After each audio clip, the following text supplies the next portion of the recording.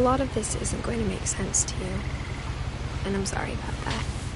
I'm just going to start at the beginning, with the house.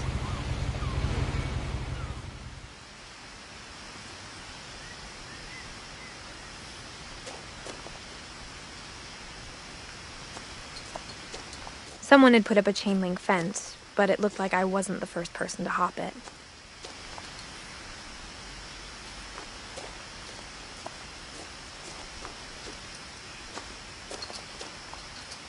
My brother Milton disappeared when I was 4. It was like the house just swallowed him up.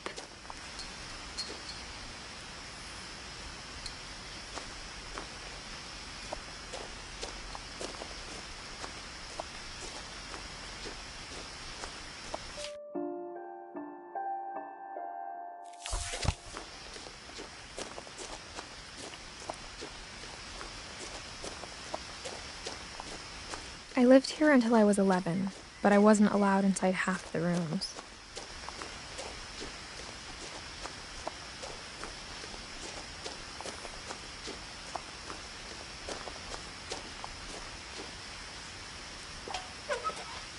Inside the mailbox were bills from 7 years ago, marked urgent, open immediately.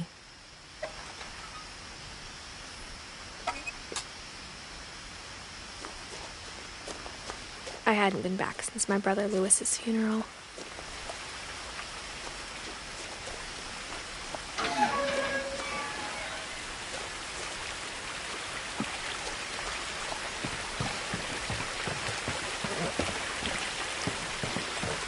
In her will, my mother left me a key, but didn't tell me what it unlocked. Maybe she thought I'd know, or she thought that the mystery would be enough to bring me back.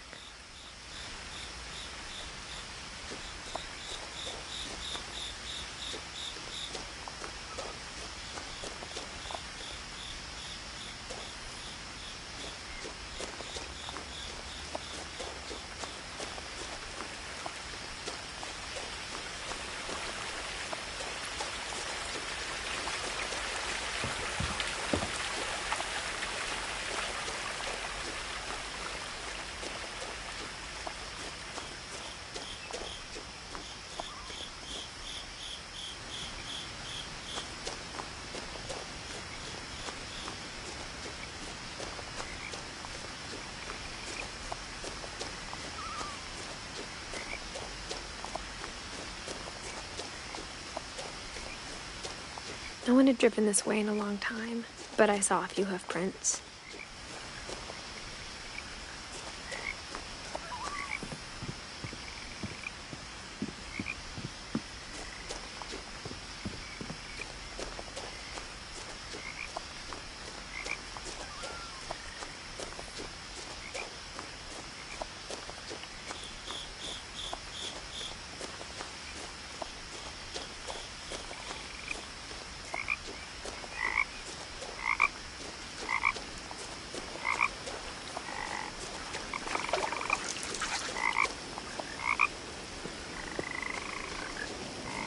The truth is, even after I inherited the house, I never thought I'd come back to it. But now I had questions about my family that only the house knew the answers to.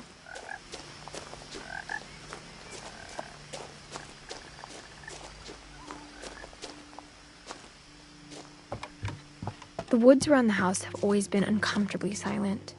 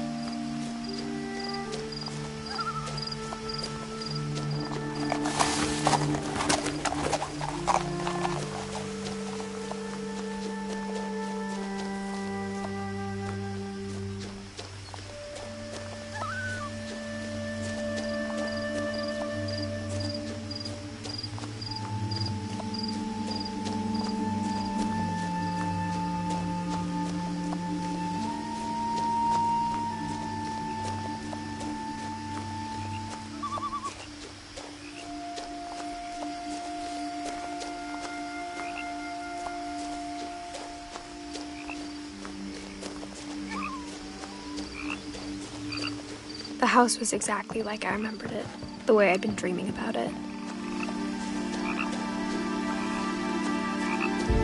As a child, the house made me uncomfortable in a way I couldn't put into words.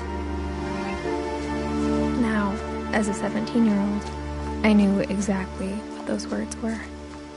I was afraid of the house.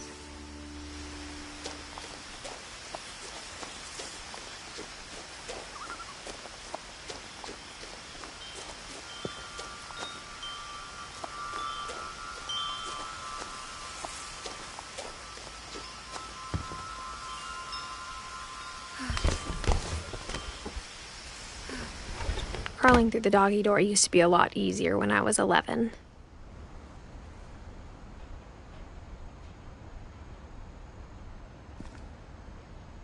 The power had been turned off the night we left.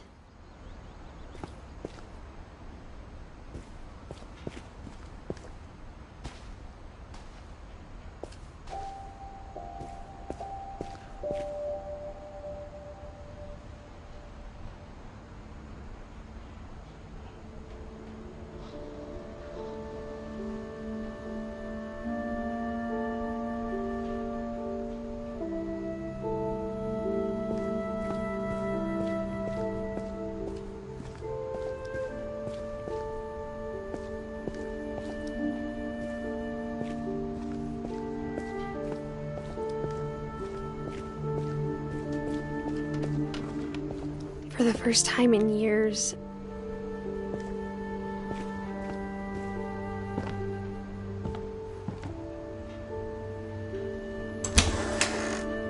I felt like I was home.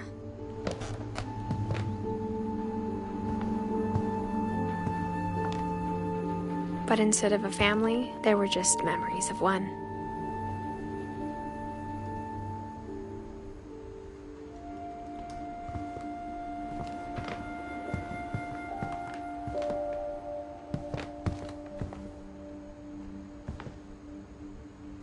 Like how only one restaurant would deliver to our house, so we had Chinese a lot.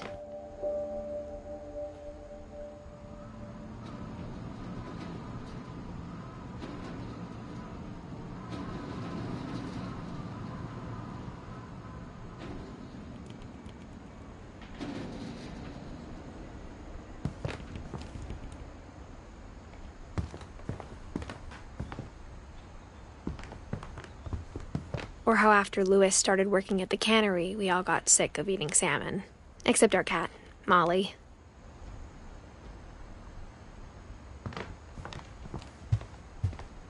The table was still a wreck from the night we left.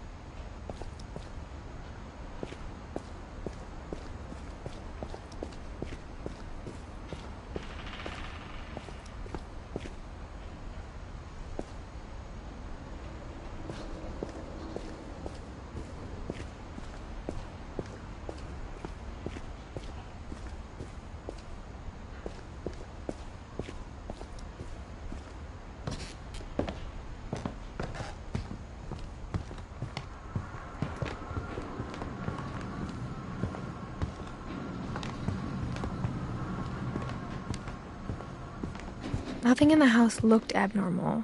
There was just too much of it, like a smile with too many teeth.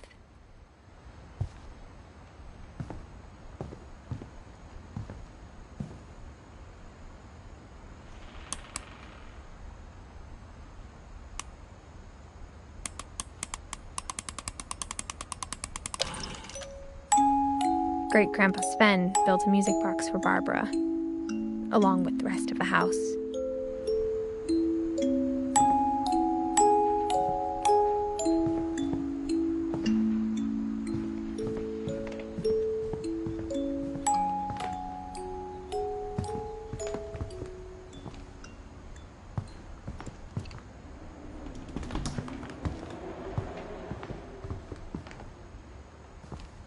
Even the fireplace had a story. Edie told me the bricks came from the original house, after it sank.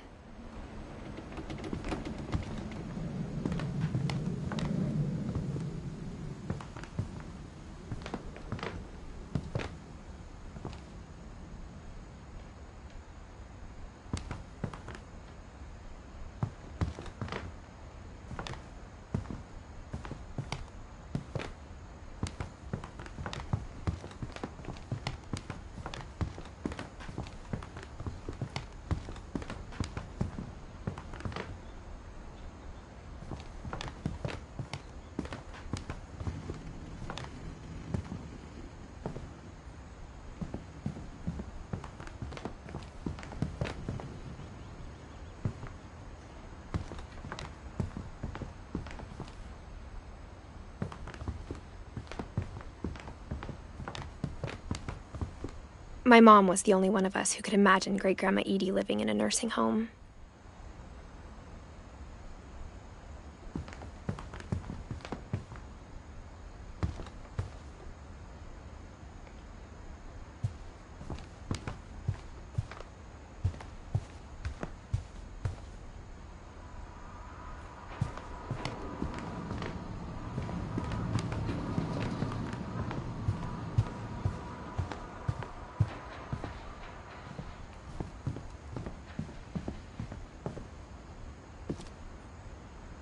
After Milton disappeared, Mom sealed up all the bedrooms.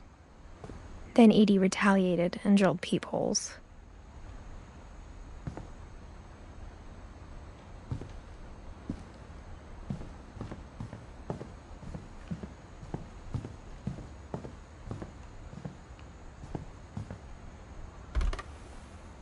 Barbara was a child star for 2 years, until America grew out of it.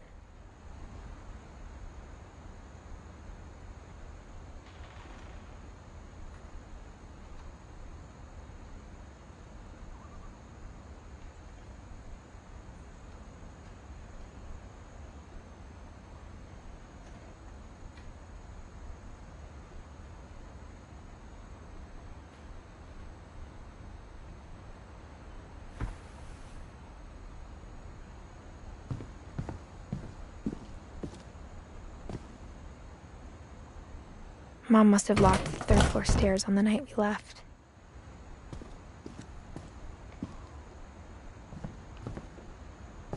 Edie's father, Odin, built the original house.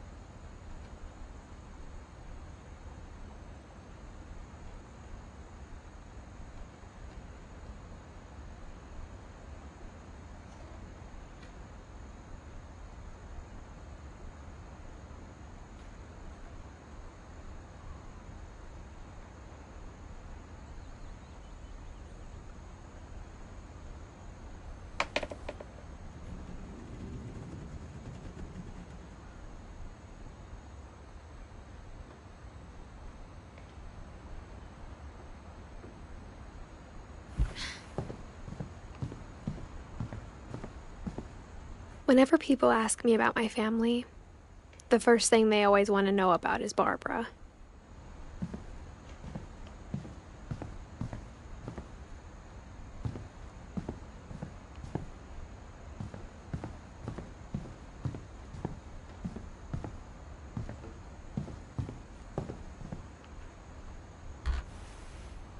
Molly always seemed like a girl I could imagine being friends with, if she hadn't died in 1947.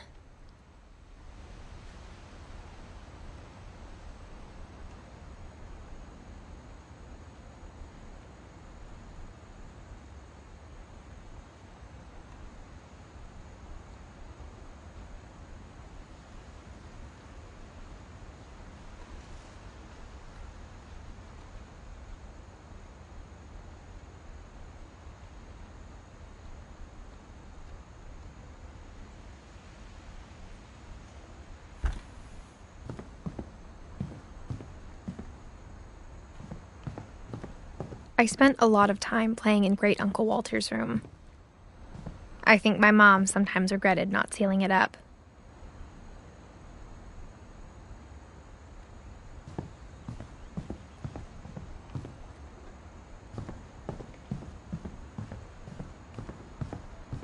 Lewis told me there were secret passages, but I never believed him.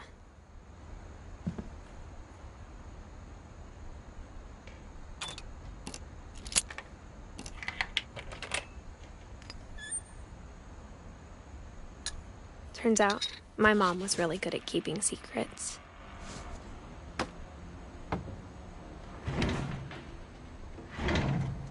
Now it was time to find out what my mom had been afraid of.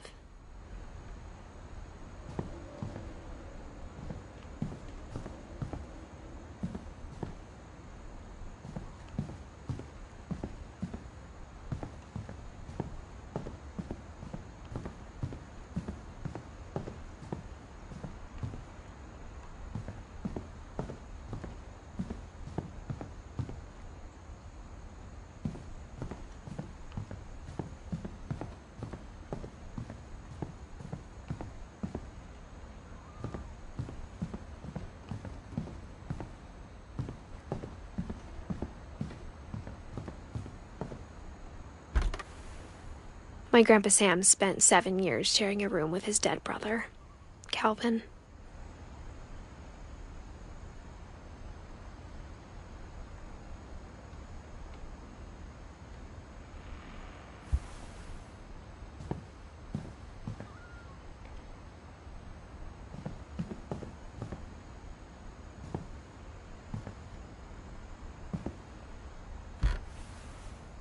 The last time I was in Edith Sr.'s room, I was 10 and she was painting my portrait.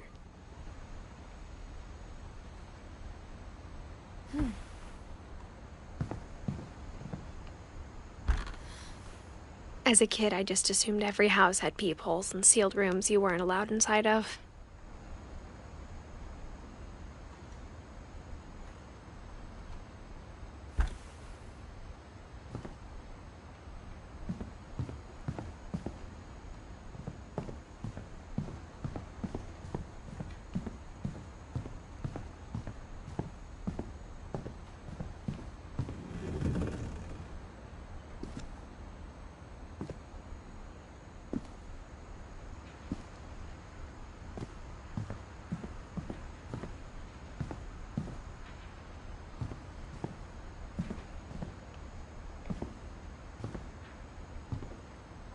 My mom wasn't much of an optimist, but she never stopped believing that my brother Milton was alive.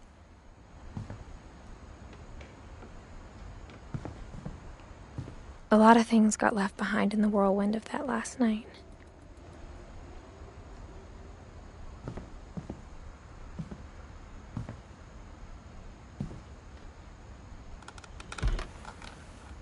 Edie told me once that every Finch who ever lived is buried somewhere in the library.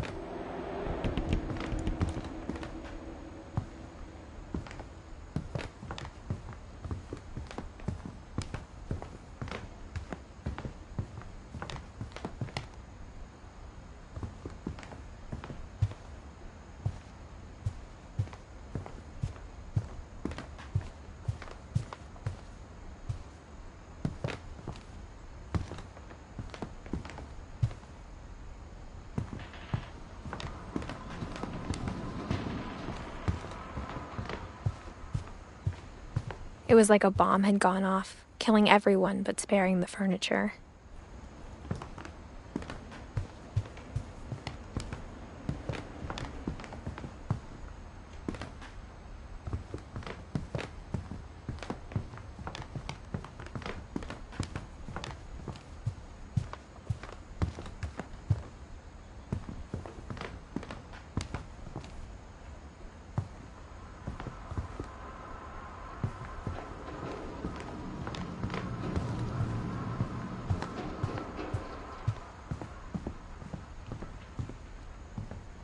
Mom always told me to stay out of the basement, so I wasn't too surprised when the key didn't fit.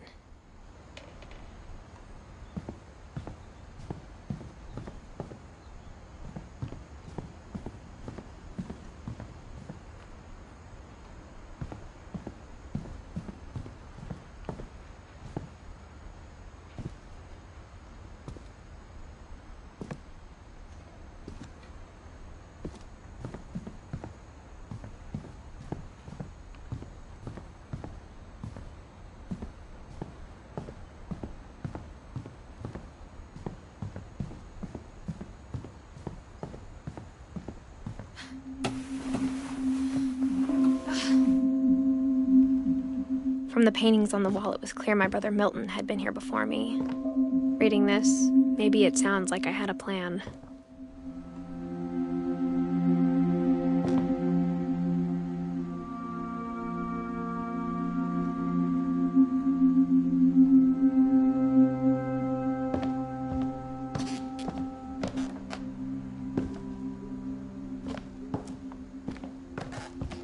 But I had no idea what was behind that door.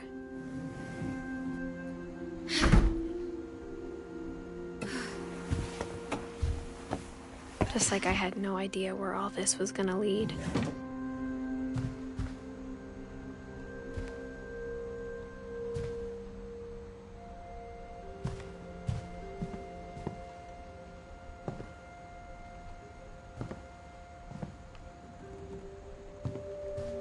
I grew up looking at Molly's room through the peephole.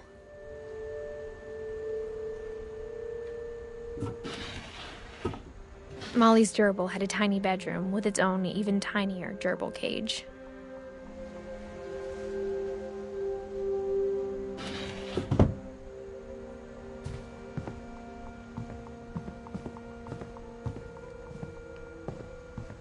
Being inside for the first time, I felt like I'd stepped behind a painting.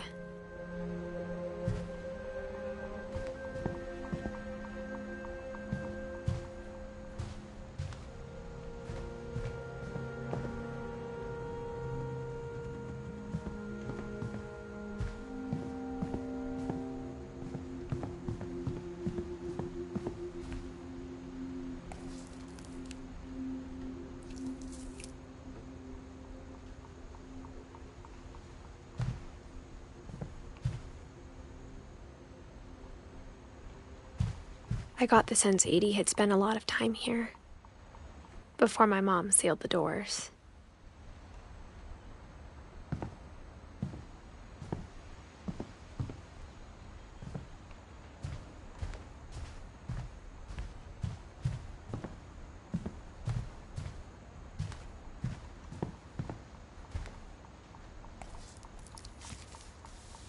December 13th, 1947.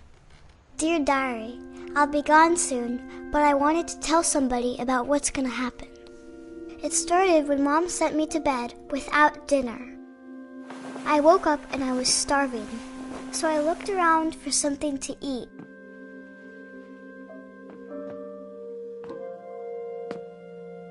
The gerbil food was dry, but I didn't mind it.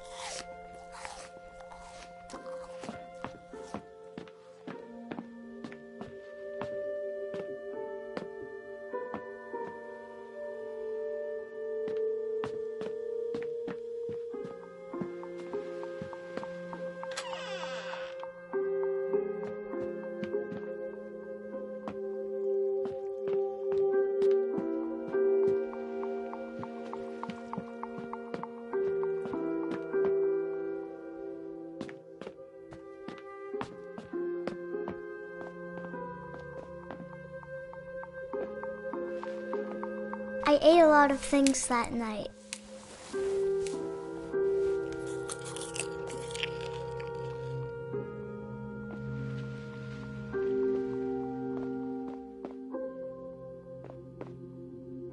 I kept eating and eating.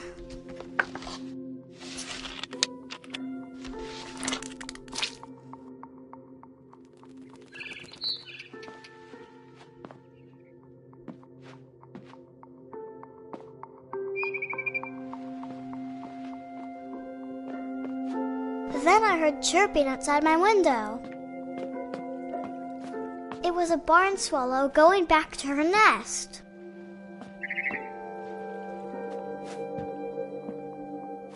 I reached out for her.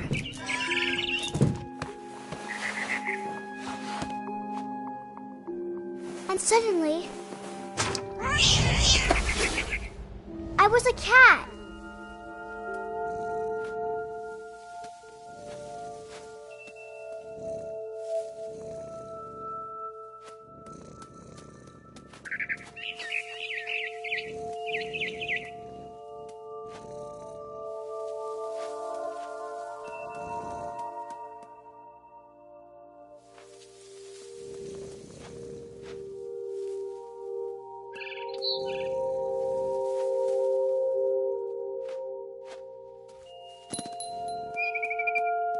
I tried to be quiet, but the bird was really scared.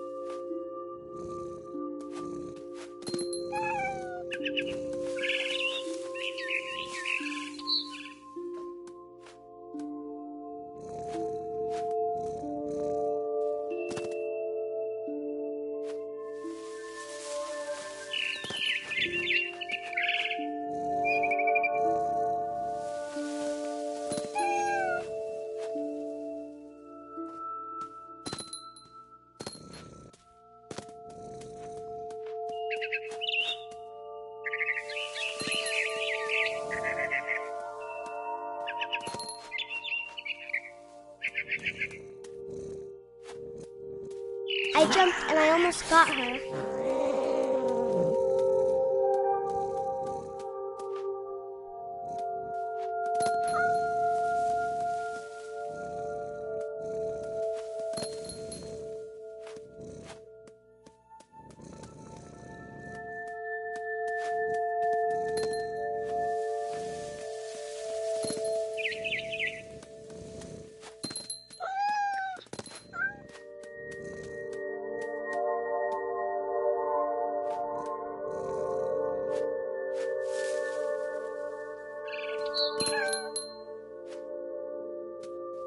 I could tell she was getting really tired.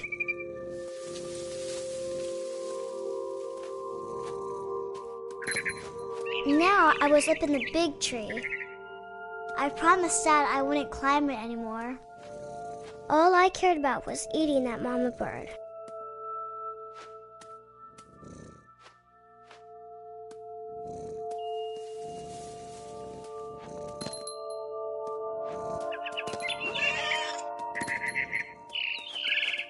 I gobbled her up. And suddenly, I was an owl. First, all I heard was the wind. Then I heard little teeth nibbling in the grass.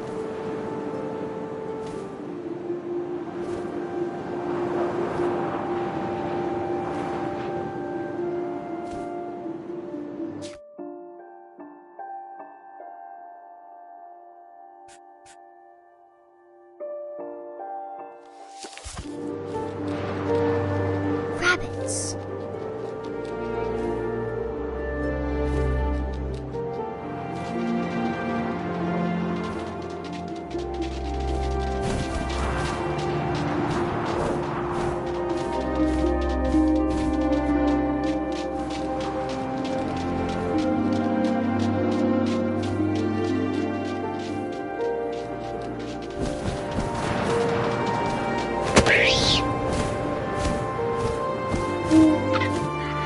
imagined his face looking up and seeing mine through my talons.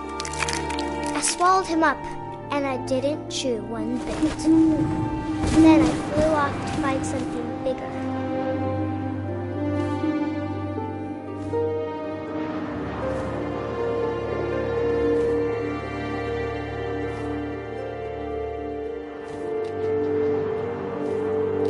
A mama rabbit.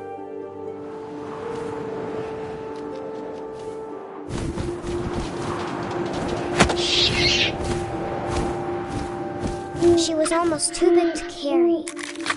I started choking, but I couldn't stop eating. And suddenly, I was a shark.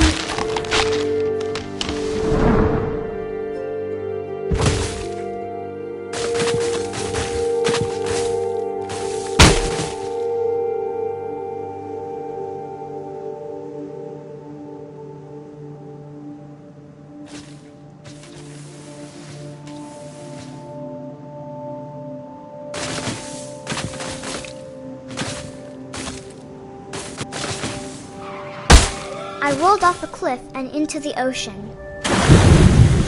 Now, I was hungrier than ever.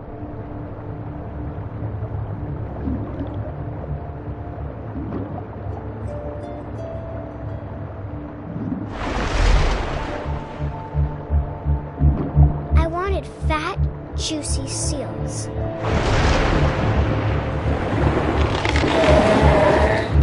I tore off her flipper, and it tasted really good.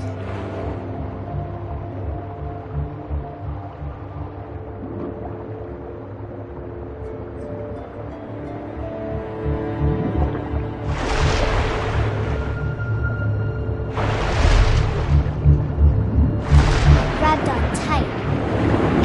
And when I was so hungry, I jumped out of the water. When I opened my eyes, everything had changed.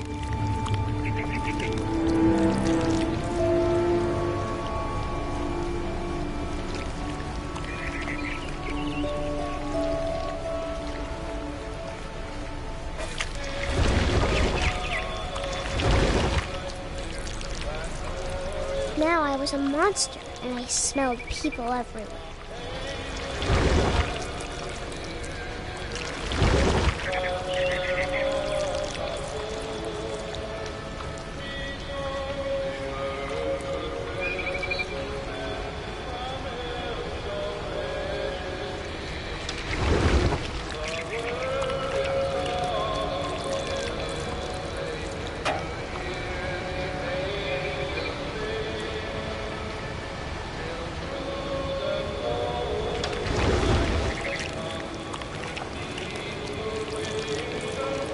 I was big, but I moved real quiet.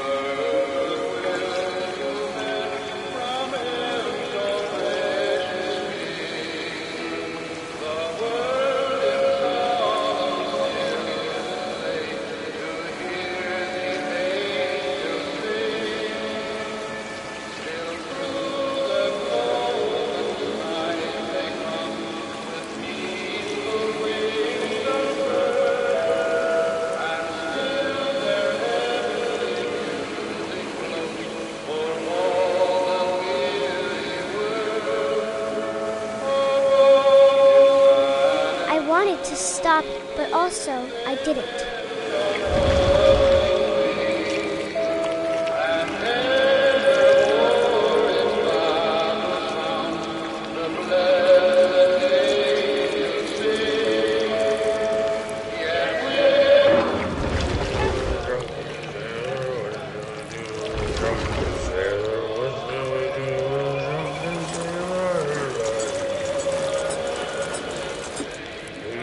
Belly with a rusty razor, his belly with a rusty razor, his belly with a rusty razor.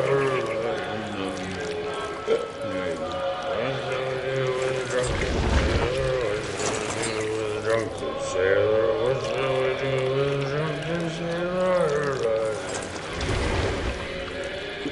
Put him in the captain's daughter, put him in bed with the captain's daughter, put him in bed with the captain's daughter. What shall we do with a drunken sailor? What shall we do with a drunken sailor? What shall we do with a drunken sailor?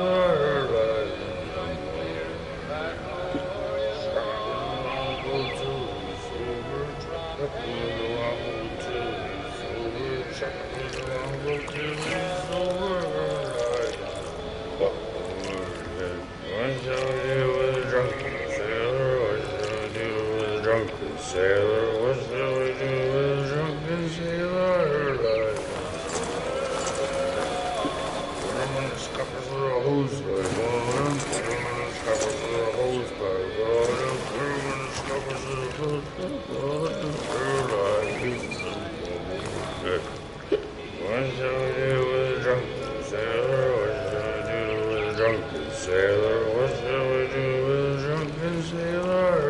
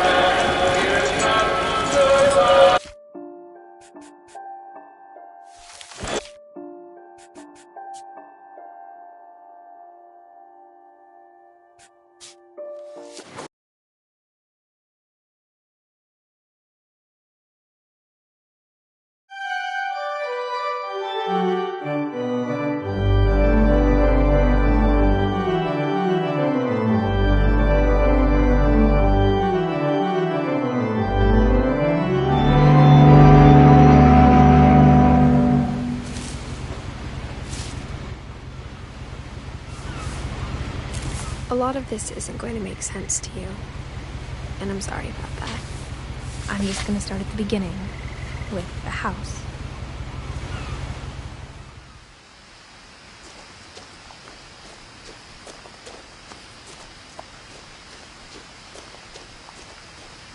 I lived here until I was 11, but I wasn't allowed inside half the rooms.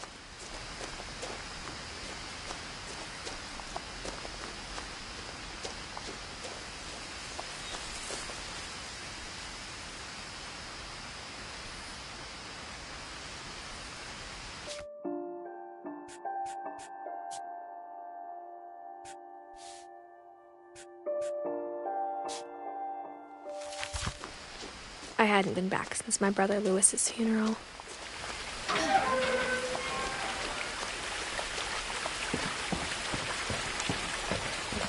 In her will, my mother left me a key, but didn't tell me what it unlocked. Maybe she thought I'd know. Or she thought the mystery would be enough to bring me back.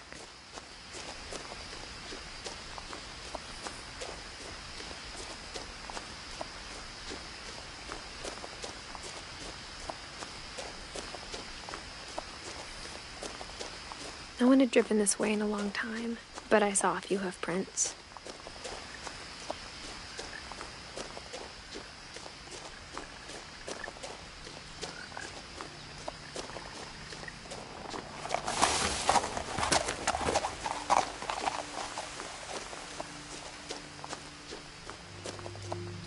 The truth is, even after I inherited the house, I never thought I'd come back to it.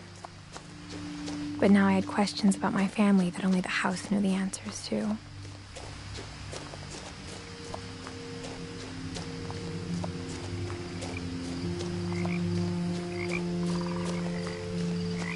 The house was exactly like I remembered it, the way I'd been dreaming about it. As a child, the house made me uncomfortable in a way I couldn't put into words. Now, as a 17-year-old, I knew exactly what those words were. I was afraid of the house.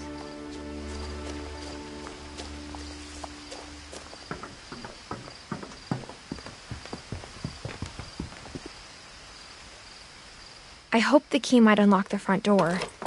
It didn't.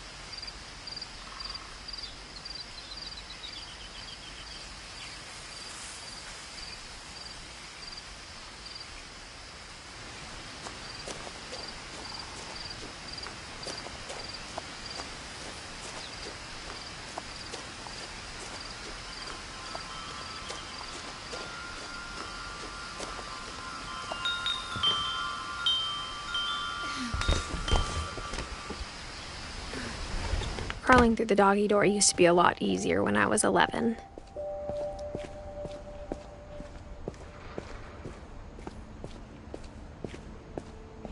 For the first time in years, I felt like I was home.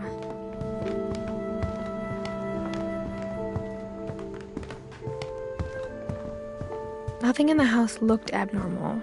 There was just too much of it, like a smile with too many teeth.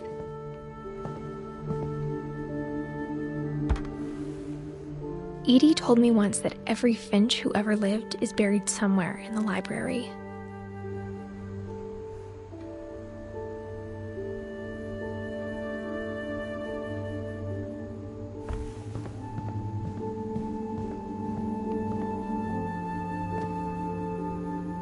After Milton disappeared, Mom sealed up all the bedrooms. Then Edie retaliated and drilled peepholes.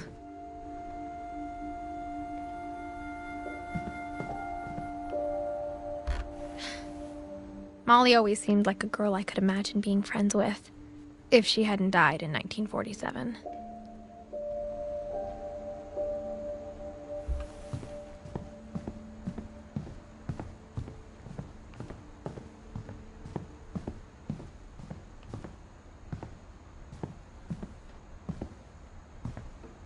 Edie's father, Odin, built the original house. Barbara was a child star for 2 years, until America grew out of it.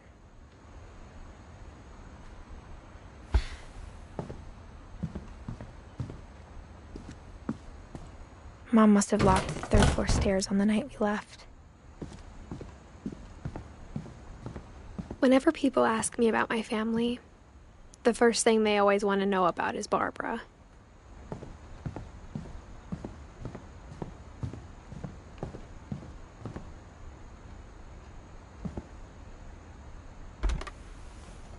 The last time I was in Edith Sr.'s room, I was 10 and she was painting my portrait.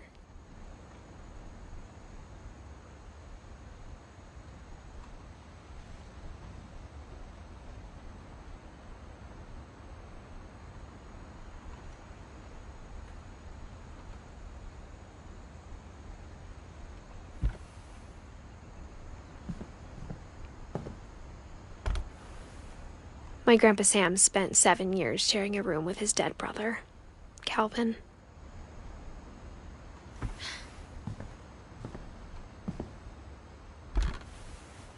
As a kid, I just assumed every house had peepholes and sealed rooms you weren't allowed inside of.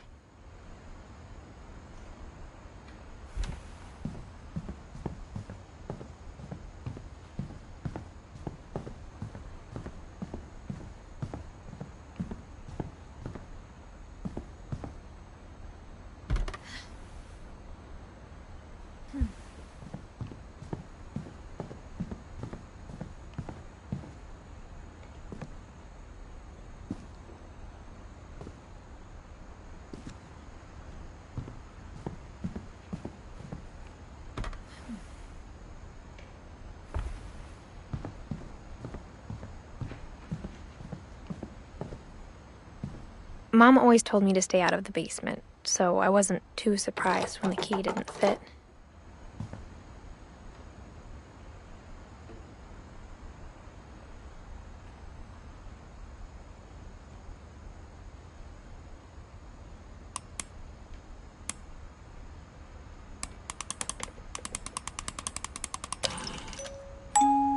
Great-Grandpa Sven built a music box for Barbara, along with the rest of the house.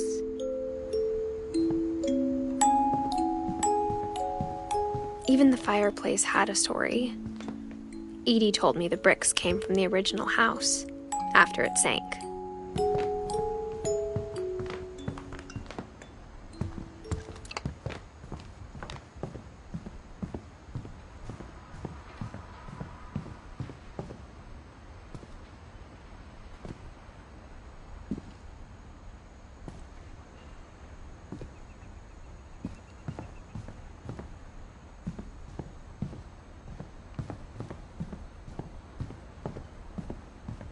I spent a lot of time playing in Great Uncle Walter's room.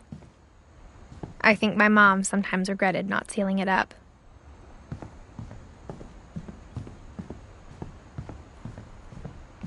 Lewis told me there were secret passages, but I never believed him.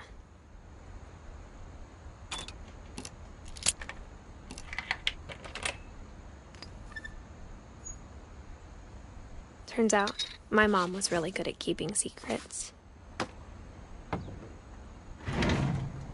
Now it was time to find out what my mom had been afraid of.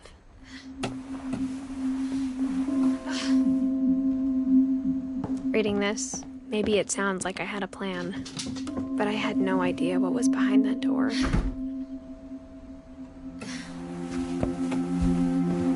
Just like I had no idea where all this was gonna lead.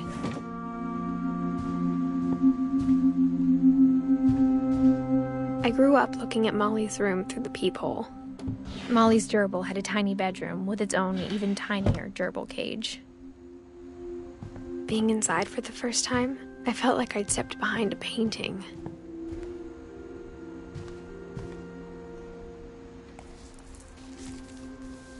December 13th, 1947. Dear Diary, I'll be gone soon, but I wanted to tell somebody about what's gonna happen.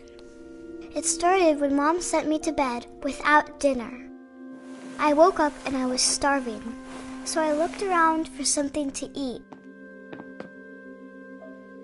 The gerbil food was dry, but I didn't mind it.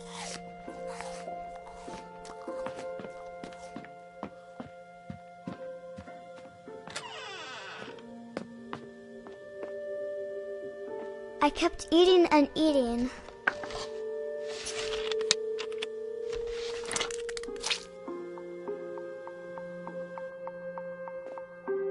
I ate a lot of things that night.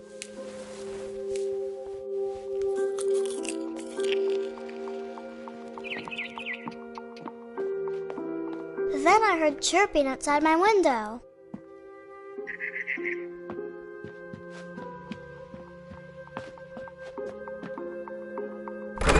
Mom, can I come out now? Sweetheart, it's late. Go to sleep.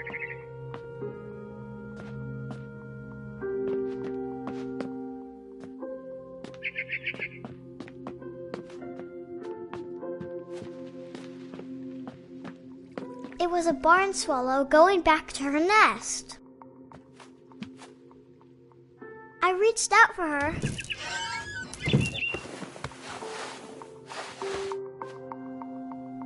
And suddenly, I was a cat.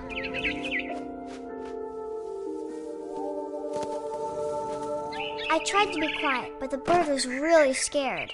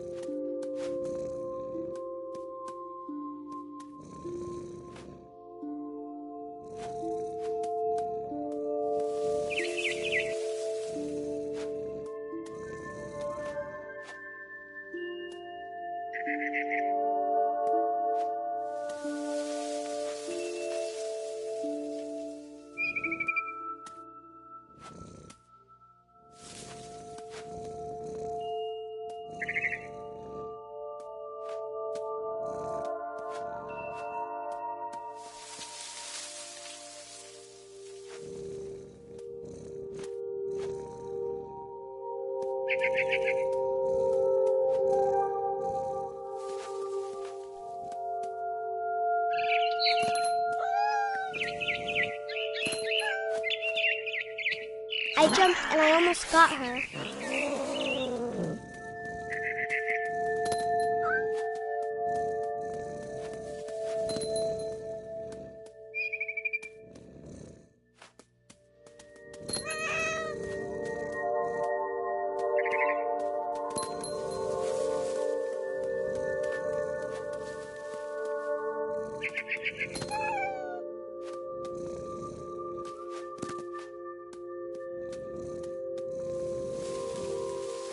I could tell she was getting really tired.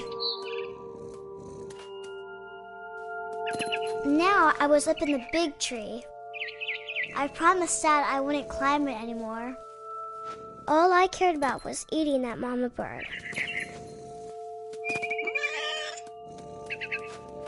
I gobbled her up. And suddenly, I was an owl. First, all I heard was the wind. Then I heard little teeth nibbling in the grass.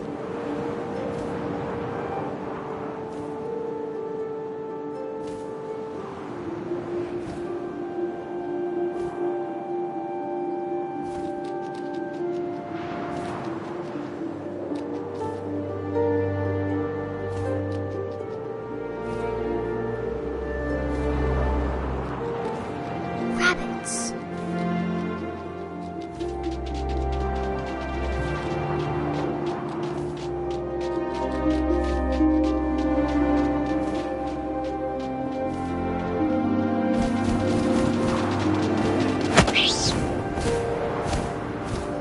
I imagined his face looking up and seeing mine through my talons. I swallowed him up, and I didn't chew one bit. Then I flew off to find something bigger.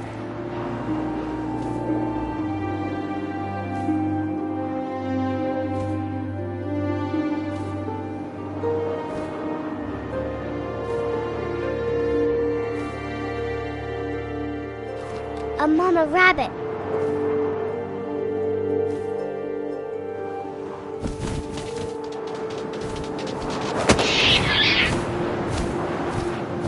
She was almost too big to carry.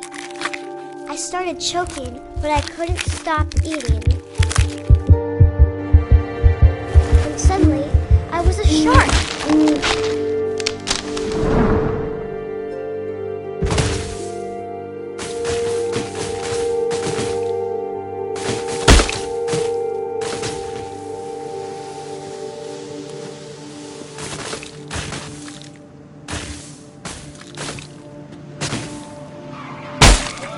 I rolled off a cliff and into the ocean. Now, I was hungrier than ever.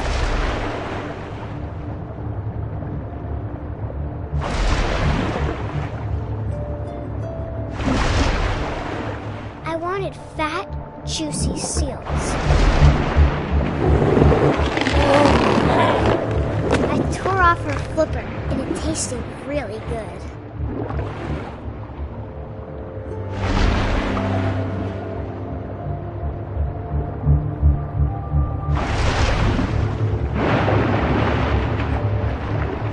Grabbed on tight, but I was so hungry, I jumped out of the water. When I opened my eyes, everything had changed.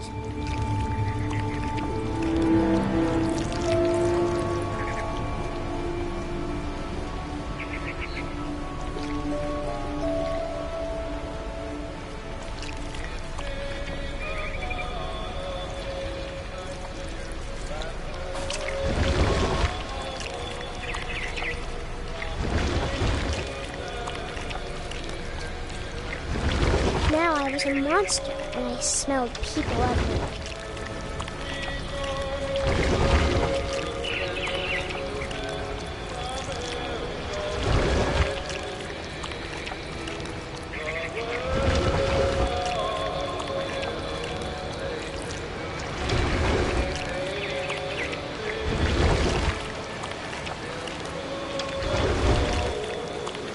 I was big, and I moved real quiet.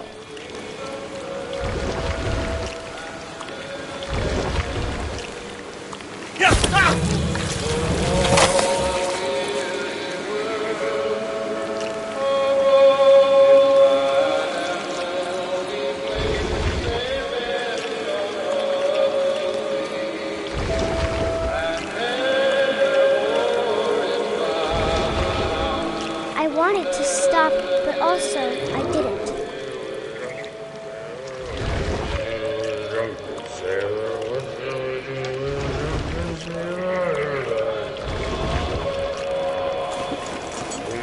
Belly with a rusty razor, belly with a rusty razor, belly with a rusty razor.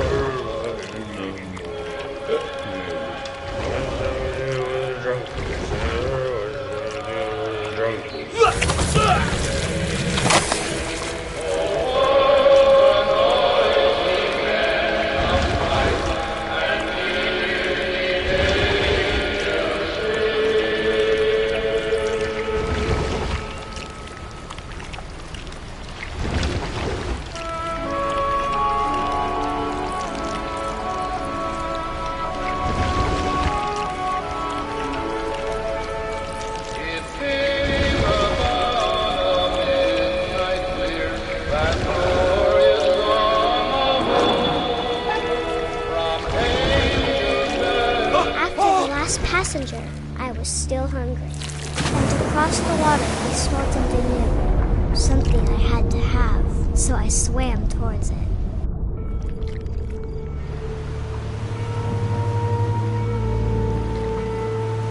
I slithered onto the sand, and the good smell went into an old pipe.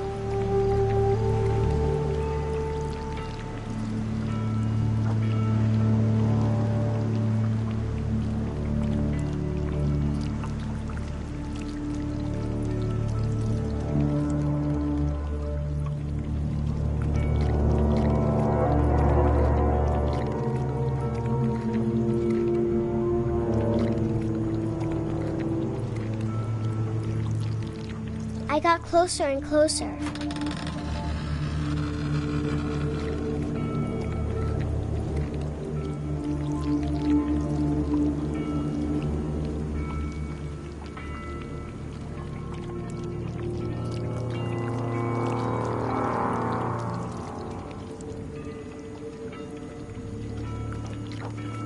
All my stomach started growling. And suddenly, I was me again. I held my breath for a long time, but I couldn't hear anything. I think it's waiting for me to fall asleep. But it's not going to wait much longer. It needs to feed, and we both know I will be delicious.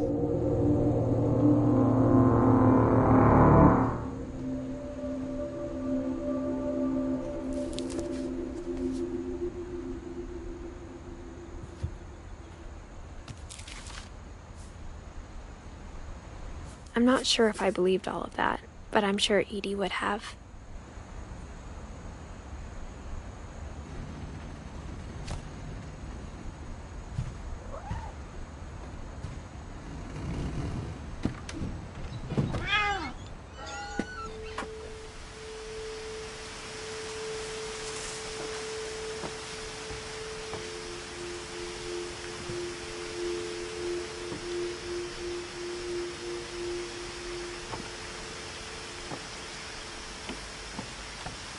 This will be obvious later, but my mom never told me any of these stories. Edie would have, but Mom didn't like bringing up the past. Though, when we adopted a stray kitten, she was the one who named it Molly.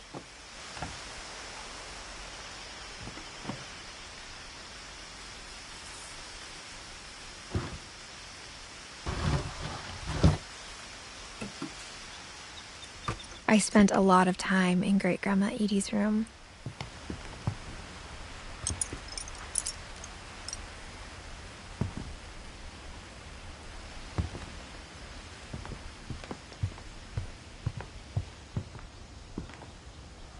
When Edie told people Sven was killed by a dragon, She could also have said he was building a dragon-shaped slide that collapsed. She could have, but she didn't.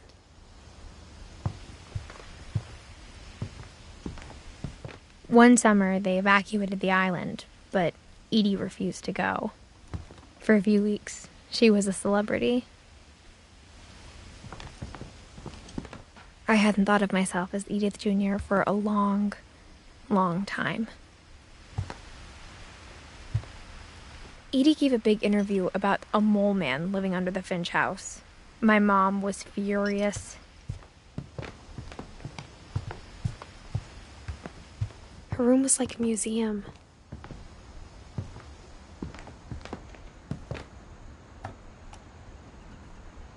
For 500 years, the Finches have been famous throughout Norway for their fortune and misfortune.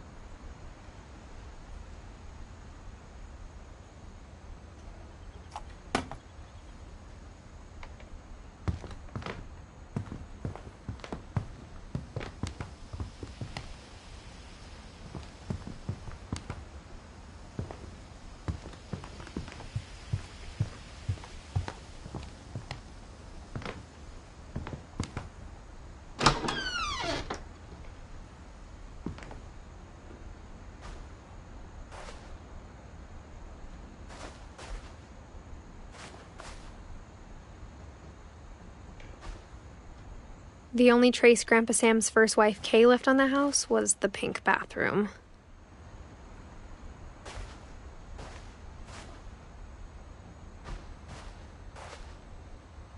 It was a pretty big trace.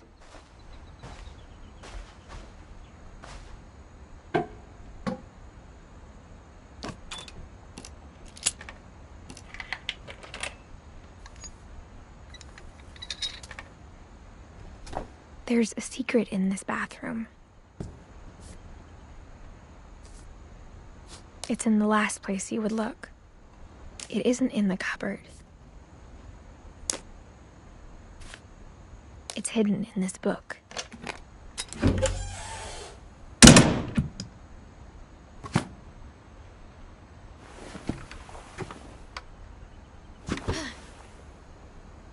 Sven gave Sam an old camera he'd refurbished.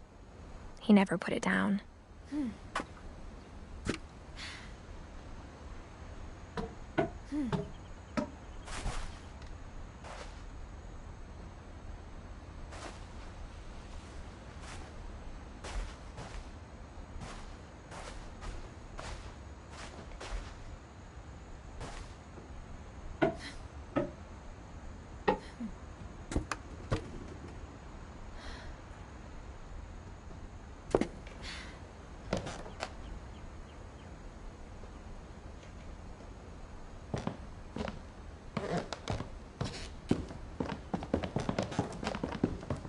From the paintings on the wall, it was clear my brother Milton had been here before me.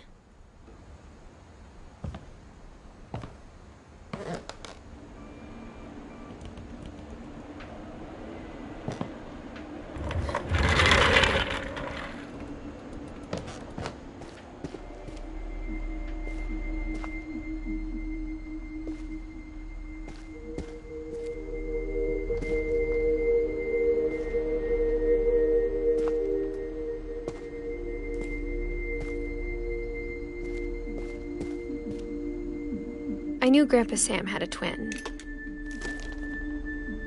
and that he never talked about him.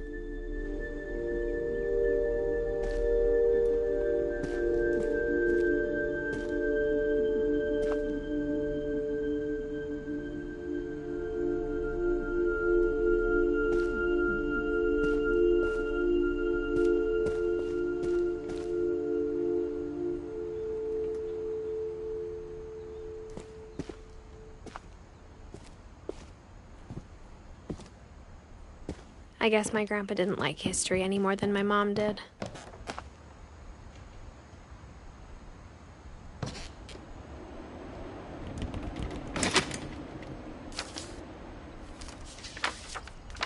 How I Want to Remember My Brother by Sam Finch. The thing I remember is that when he made up his mind, that was it.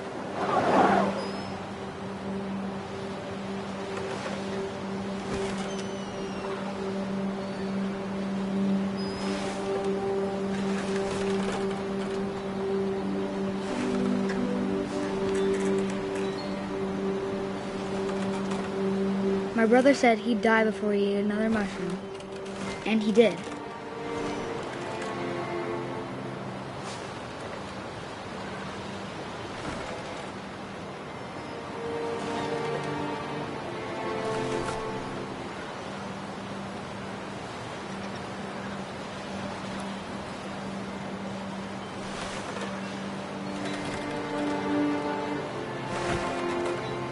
At Barbara's funeral, we swore we'd never be afraid again. And he wasn't. I think Calvin always wanted to fly. Sam! Calvin! Dinner's ready! Coming! But that day, he finally made up his mind to do it. I told him going around was impossible. Maybe if I hadn't said that,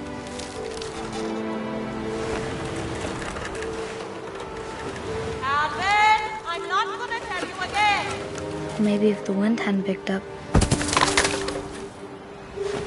then maybe he'd still be here. But I doubt it. I think he'd already made up his mind. That's what I want to remember about my brother.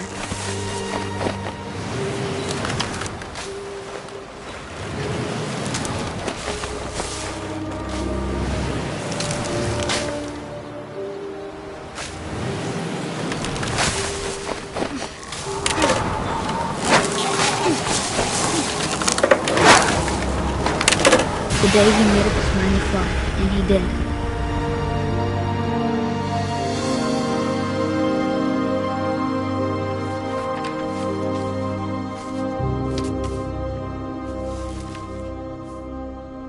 Calvin's story felt strangely familiar. When I was younger, I remember trying to do the exact same thing.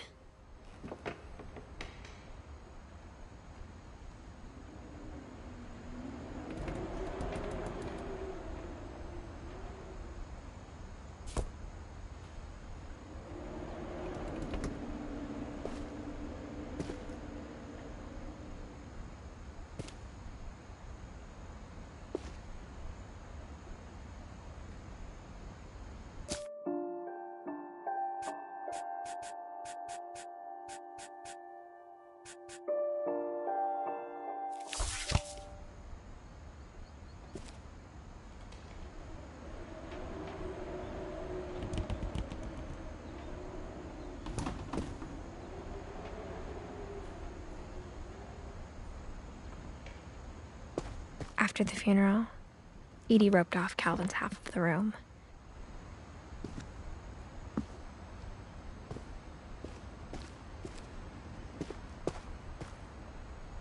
Mom said Grandpa Sam enlisted at 18 and never set foot in the room again.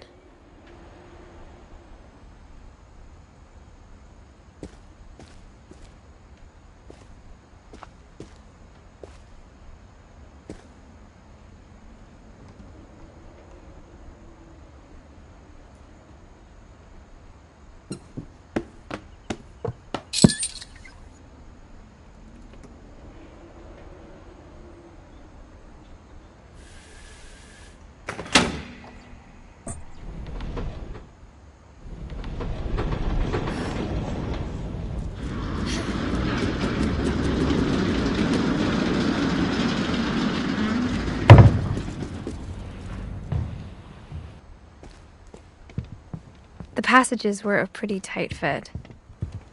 They'd obviously been built for smaller hands and bellies.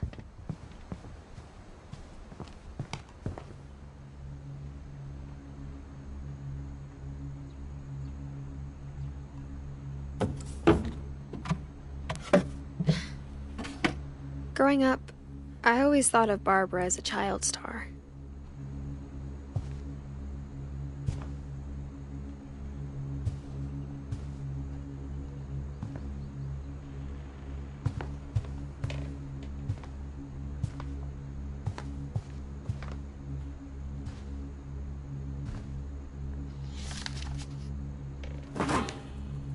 Of all the stories people wrote about Barbara's death, I'm surprised Edie saved this one.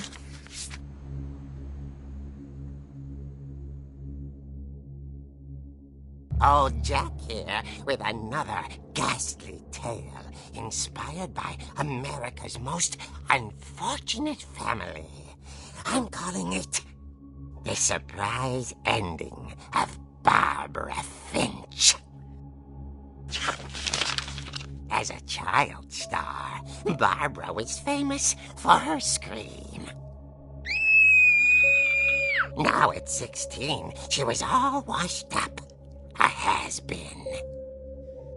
But in a lucky break, she'd been asked to perform her signature scream at a local convention for monster movie fans. It was just the boost her career needed. Unfortunately, her scream hadn't aged well. Getting better. I think you just need the right motivation.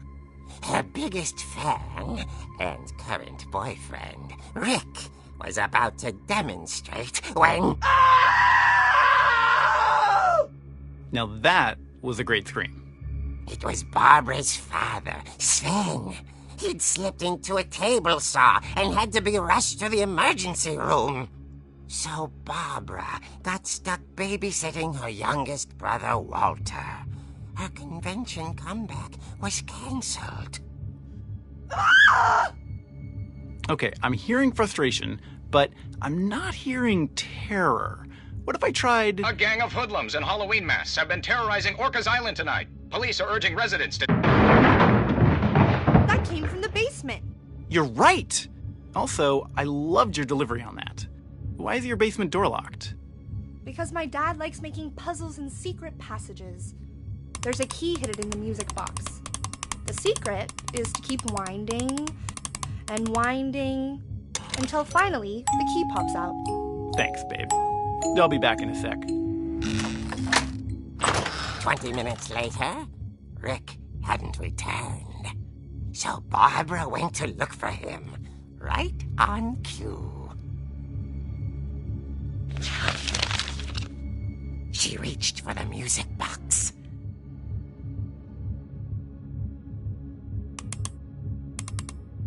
And as she wound the key, she listened for Rick, but the house was silent.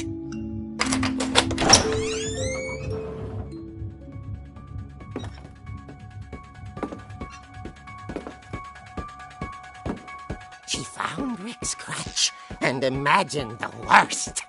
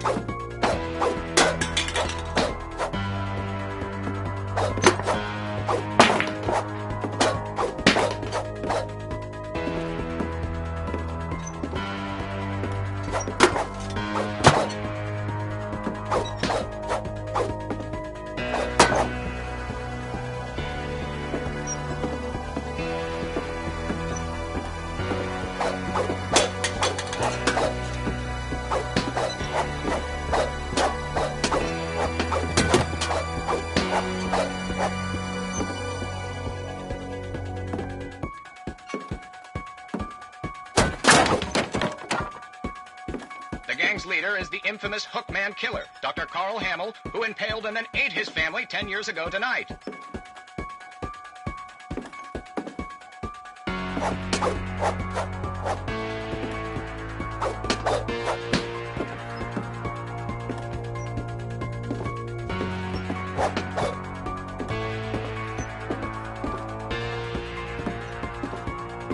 The old fridge rattled and grew still.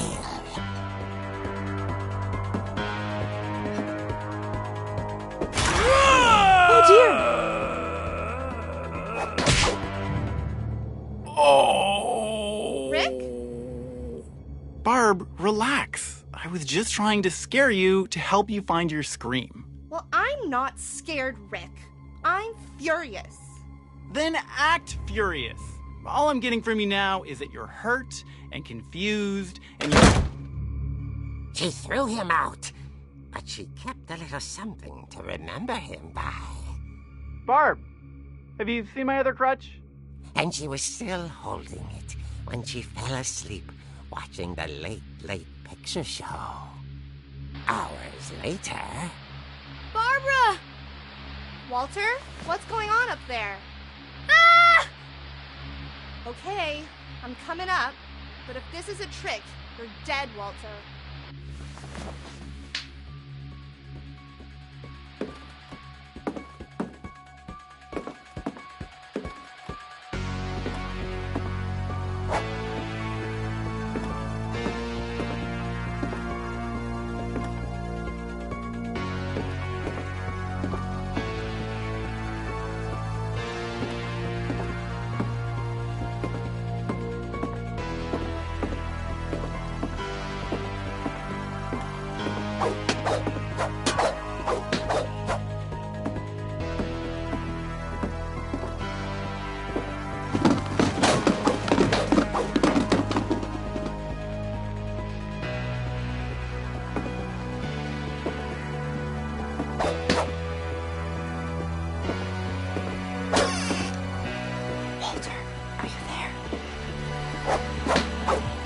Walter vanished, but his bedside radio was still on. Orcas Island police describe the man as 6 feet tall, with a steel hook for a hand. Residents are urged to lock all doors and windows and notify the police of any suspicious activity. Barbara turned, saw the hook man, and was speechless. He was quite smashing. And funny he was. He couldn't get enough of Barbara. Okay, Barbara, there's got to be another way out of here.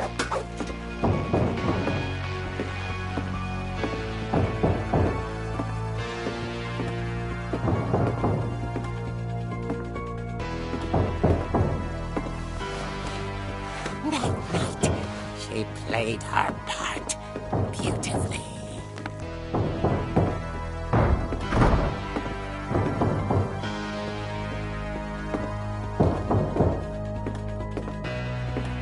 She thought about abandoning Walter, but just couldn't do it. Molly's door hadn't been opened in years. The hinges groaned.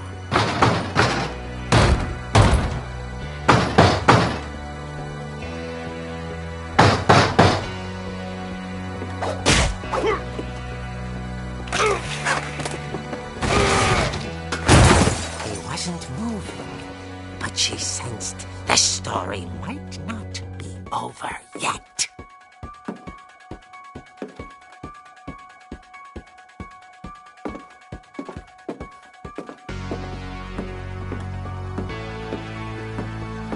The hookman had vanished. She listened for his breathing, but all she heard was...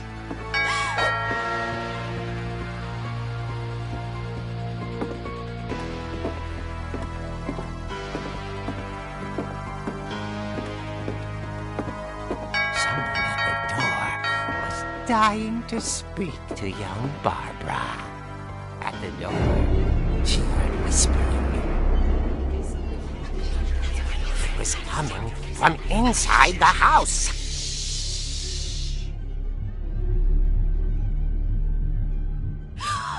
Oh dear. The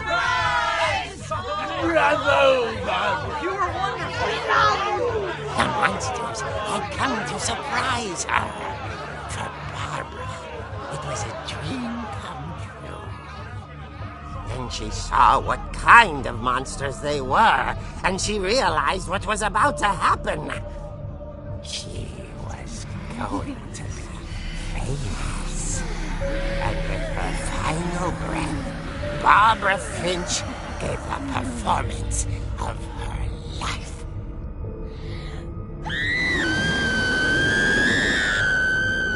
I wasn't there myself, but I hear Barbara was magnificent. Poor girl. She had a taste for stardom. But unfortunately, so did her fans.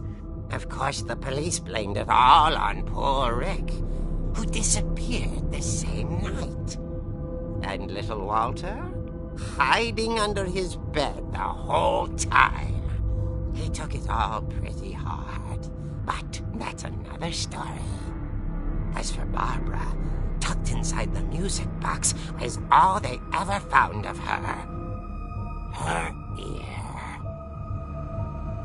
Now that's what I call a real eerie tale.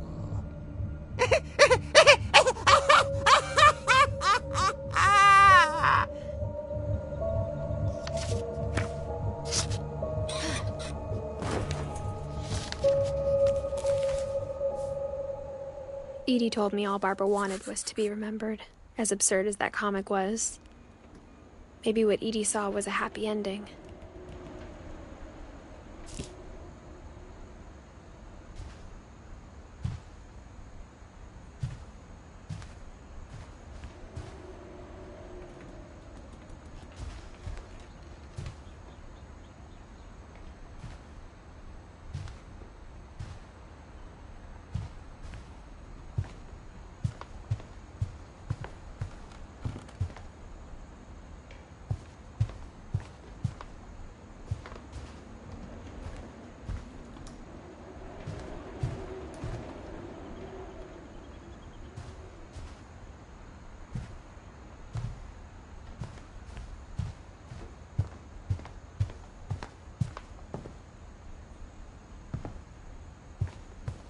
It's funny. All those times I played with the music box and never found the basement key. I guess now I know why Mom didn't like me playing with the music box.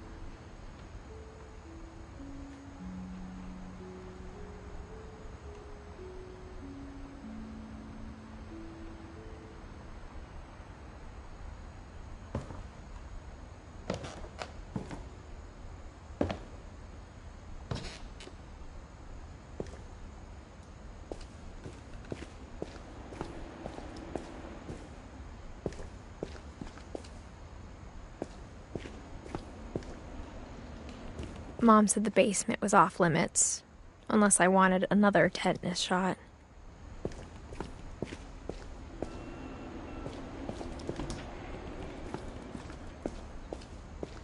I saw Edie sneak down to the basement once, carrying packages.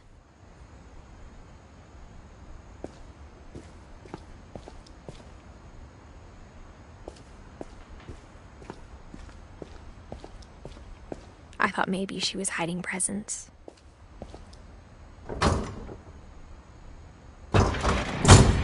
It turned out she was hiding a lot more than that.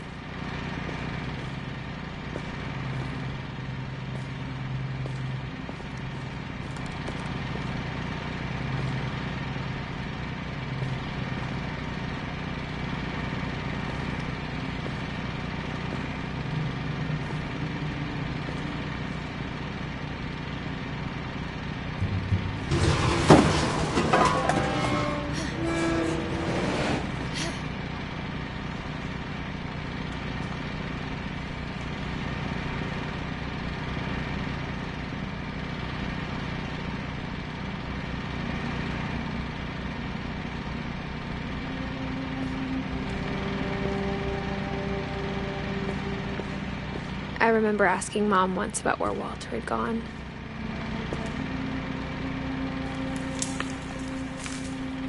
She said after Barbara died, he got as far away as he could. If there's a pattern in all these stories, I think it's that none of us has gotten very far.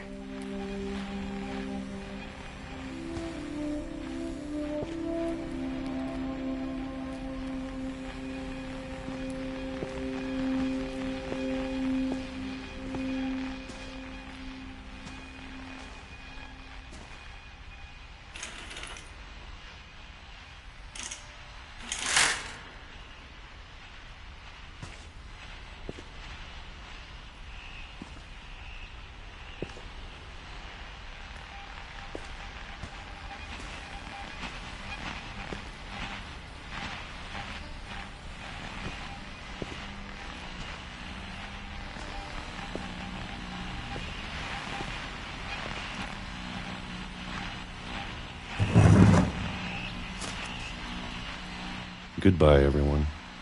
I can't believe I've been down here for 30 years. On that first day, after the shaking started, I didn't think I'd survive a week.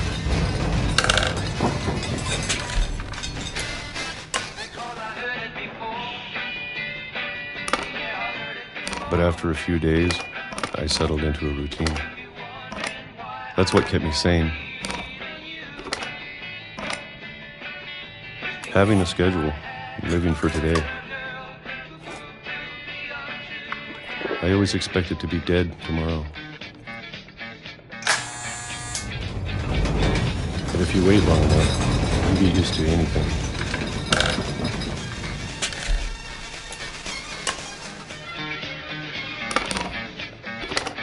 Even a monster on the other side of the door starts to feel normal. Almost friendly.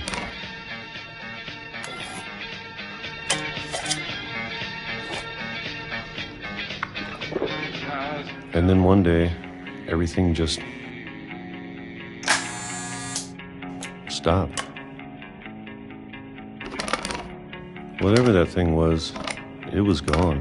Maybe it got tired of waiting. Or maybe I just got tired of being afraid.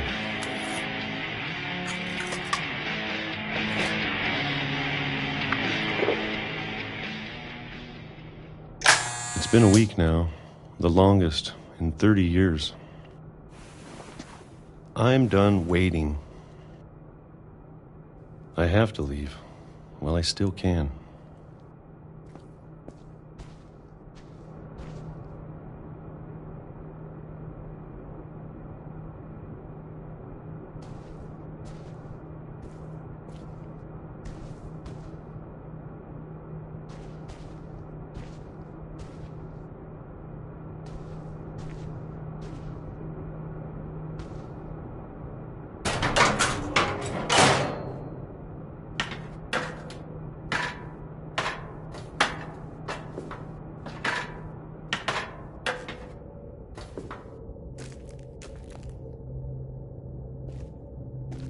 I know it's out there somewhere.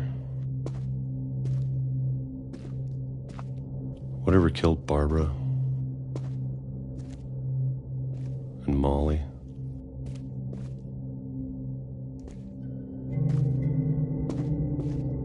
And Calvin.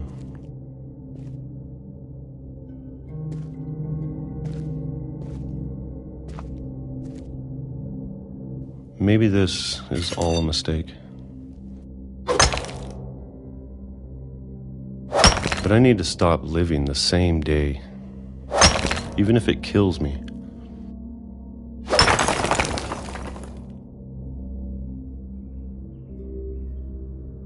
Whatever's out there, I want you to know I'm ready for it.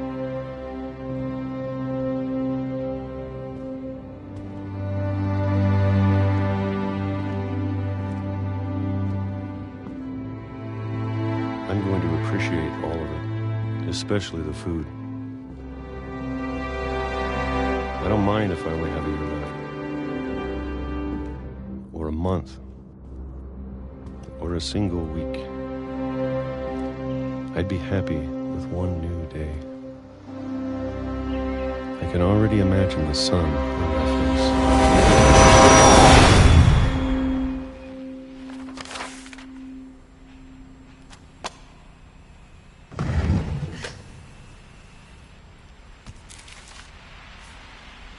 Walter died when I was 6.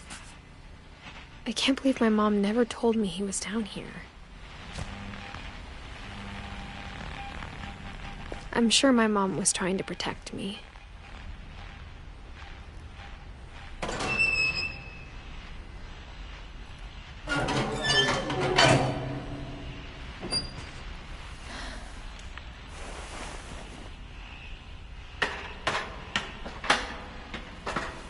Maybe she was afraid I'd end up like Walter.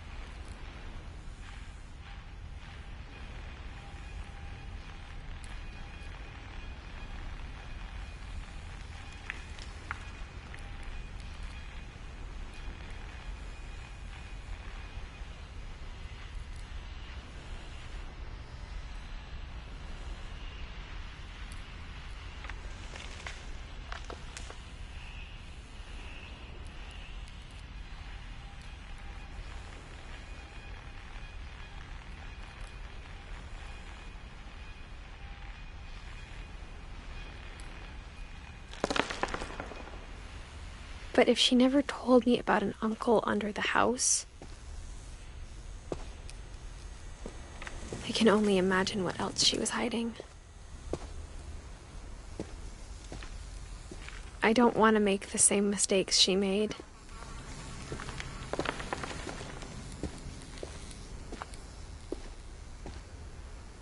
trying to bury something that's still alive.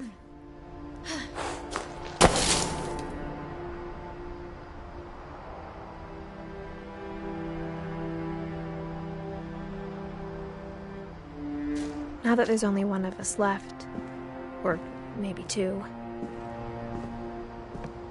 I thought it was time I heard the stories for myself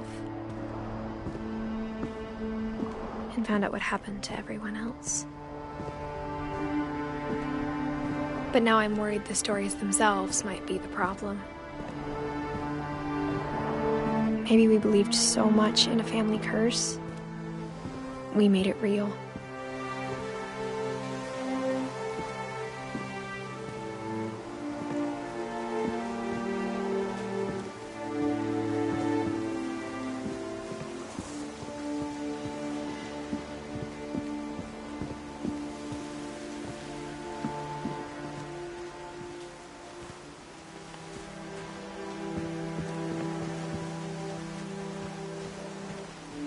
I don't know if I should even be writing this.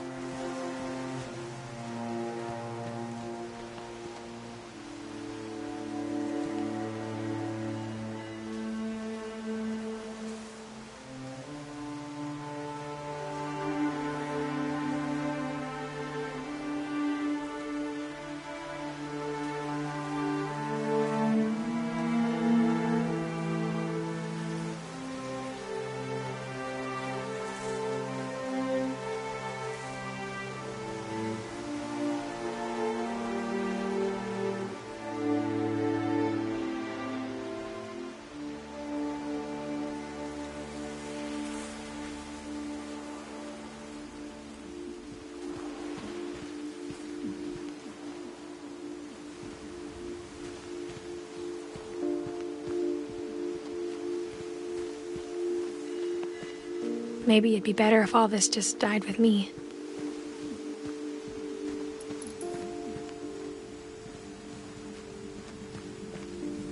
But I thought you should know about your family.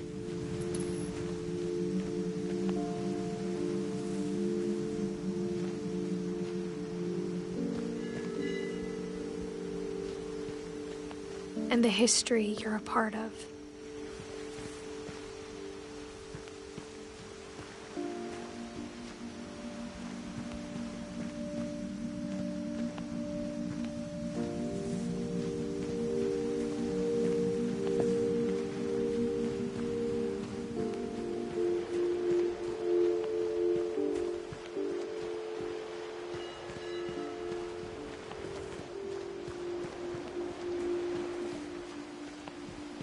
Though to be honest, I feel as lost as you probably do right now.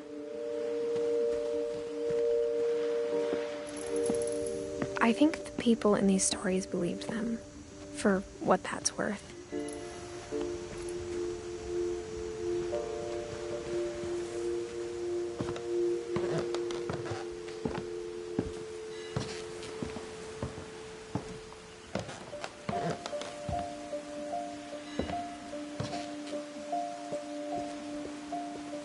And when you look at the house, that history of imagination and stubbornness and madness, any of it seems possible.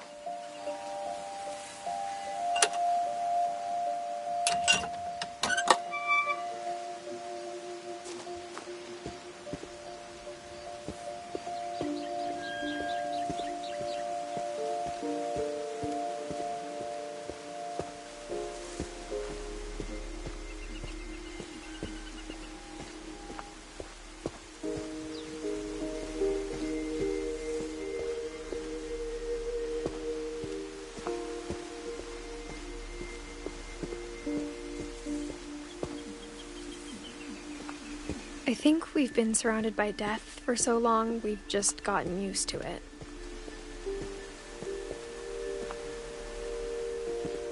What kind of family finishes building a cemetery before starting the house?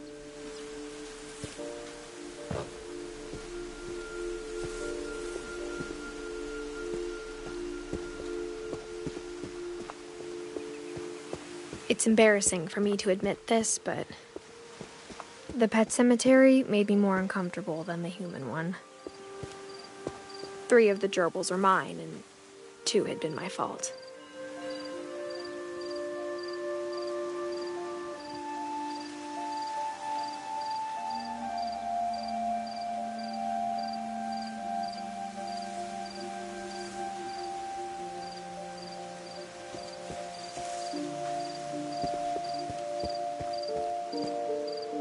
Sven built the house, but it was Edie who designed the cemetery.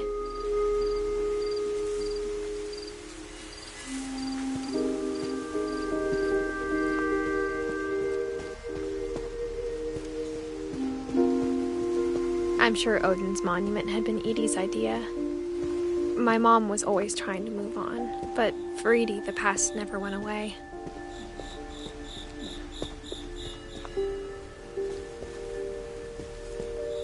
She could see it poking out of the water at low tide.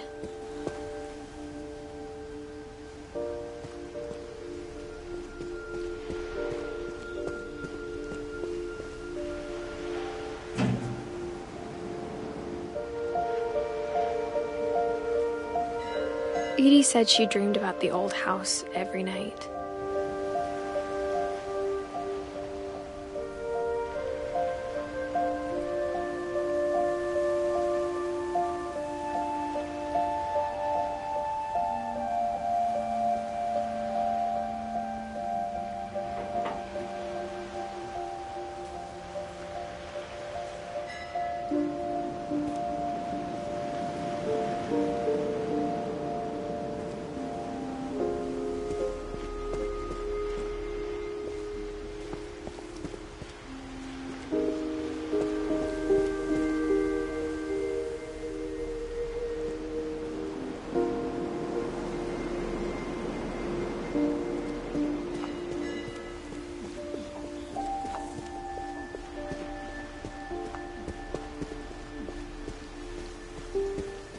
Edie's side was always easier for me to understand.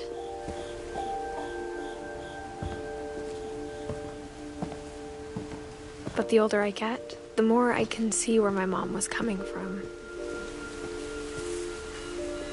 Her dad had been pretty strict, but it wasn't enough to save her brothers. She was just trying to do better.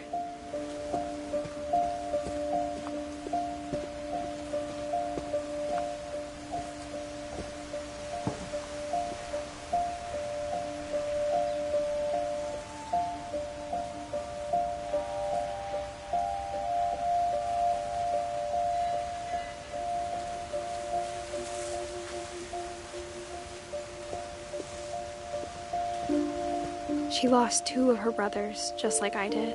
I get why she tried so hard to protect us.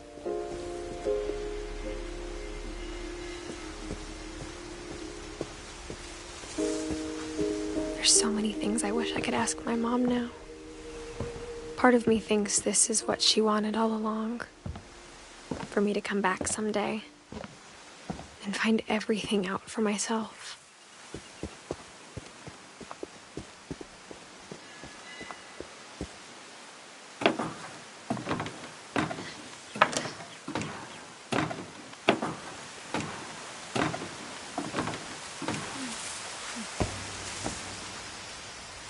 But looking back on it now,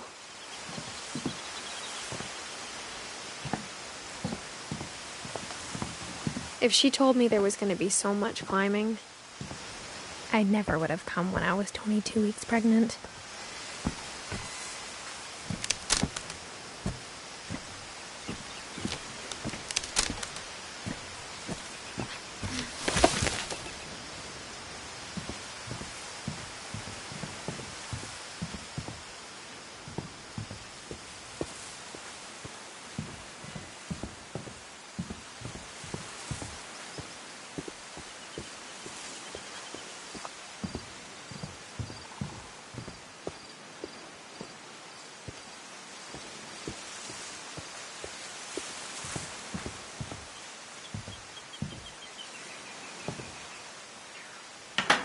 I never met Grandpa Sam, but I think he and my mom had a lot in common.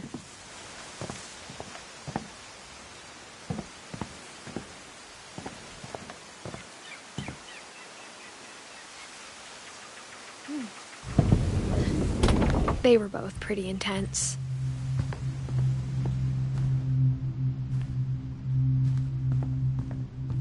Instead of hiding from death, Sam seemed to go out of his way to meet it.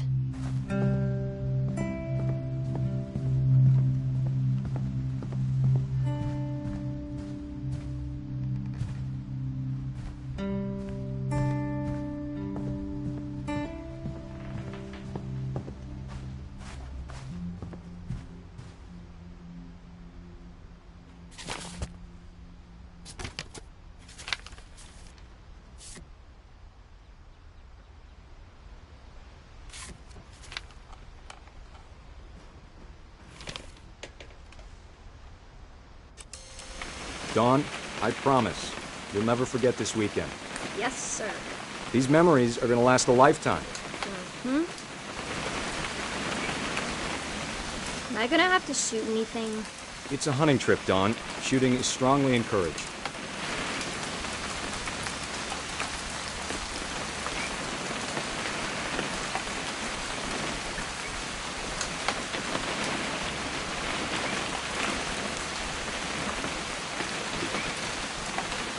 What?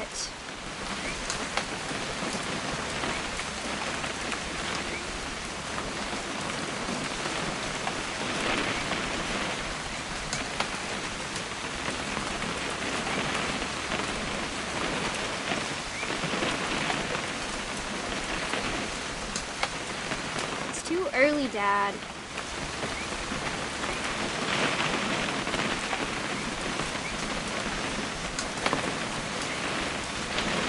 Okay.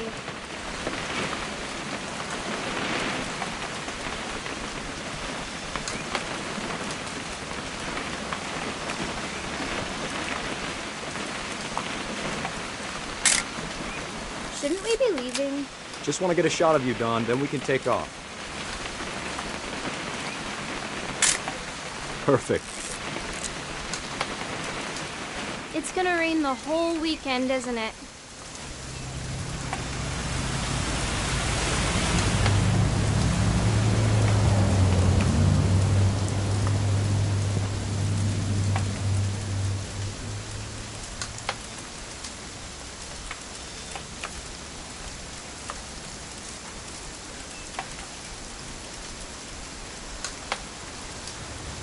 Please just take the damn picture. Hey, language.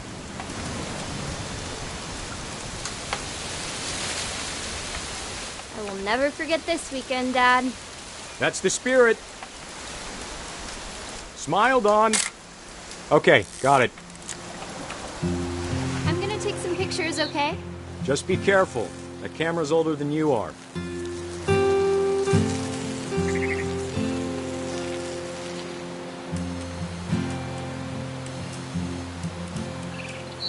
You're right, Dad. It's starting to clear up. Still freezing, though.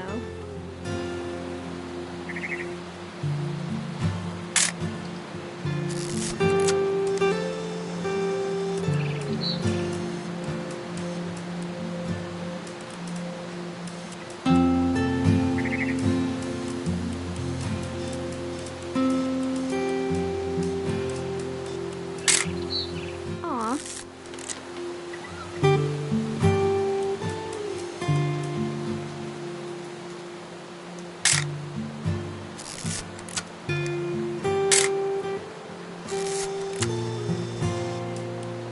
Definitely should not have drunk all that coffee.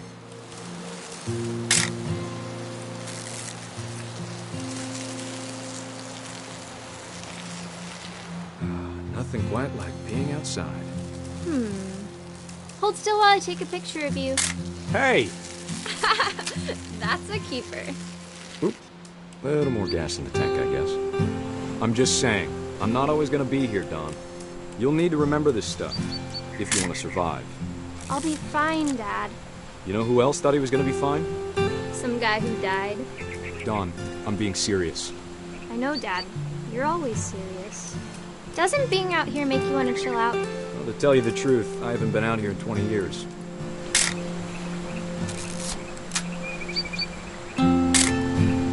Dawn, don't you think you could find something more interesting to photograph?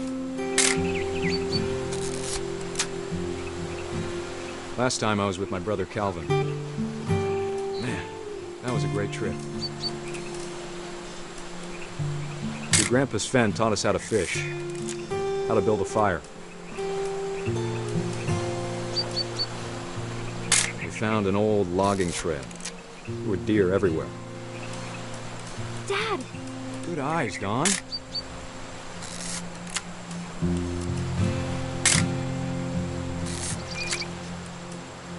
Before you take the shot, let me get a picture of you.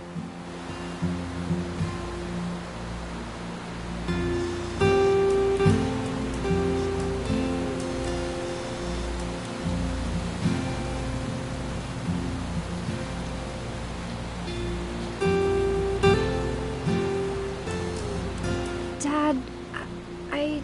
Just... Let me get behind you. Do I have to do this?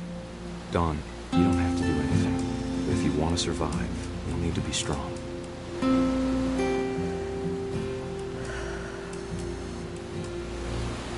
Now keep it. Great shot, Don!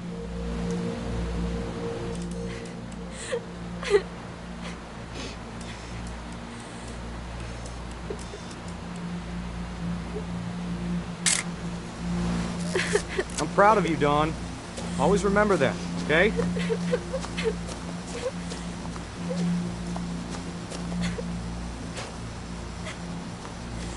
Dad, it's twitching. I think That's it's totally normal, Dawn. Just focus on the camera. Try not to think about... Dad!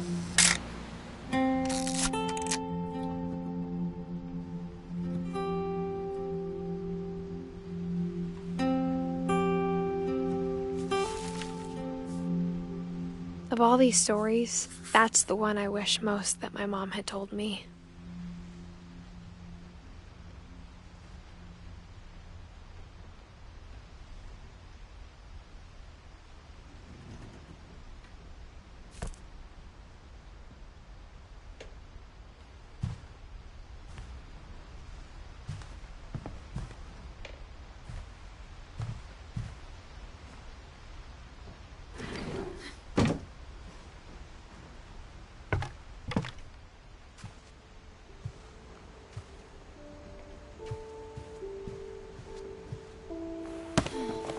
After Sam died, my mom and Edie got really close. They'd both lost a lot.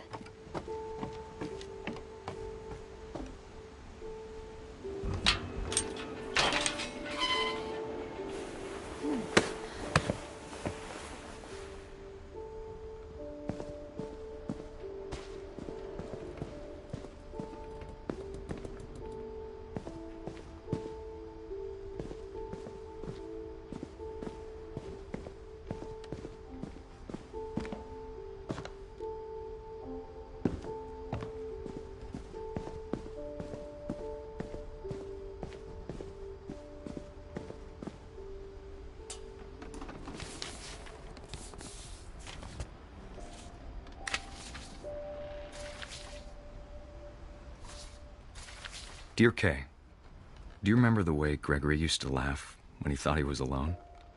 Like something funny was happening, but only he could see it.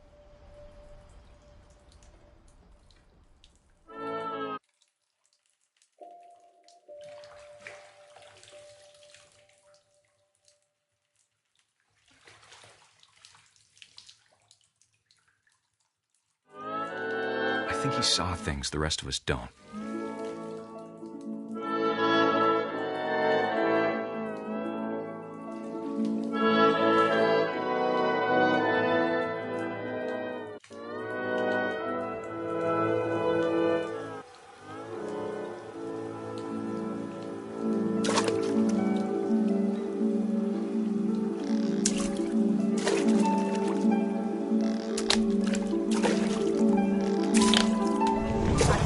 Gregory, it's time to... Hold on, sweetie.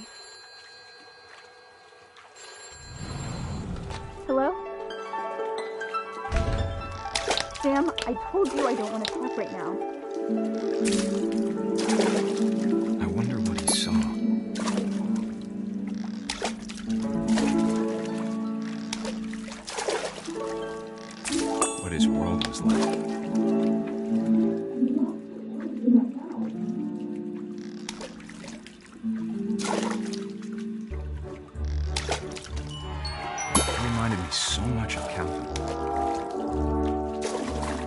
lost in his imagination. Whatever it was, he saw.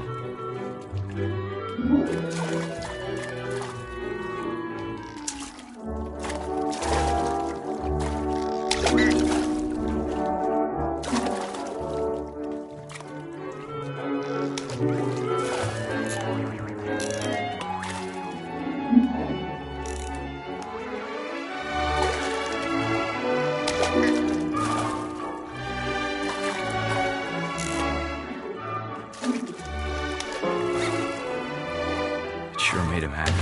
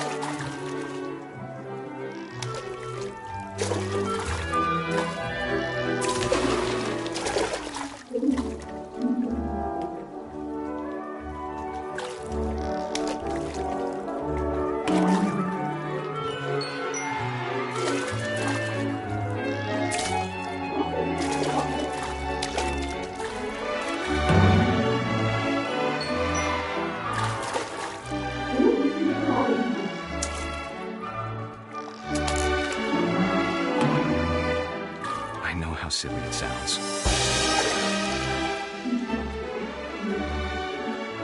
That I worried about a baby being too happy. But I could feel him slipping away. Sorry about that, Gregory. I know you did everything you could. Maybe if I hadn't called that night.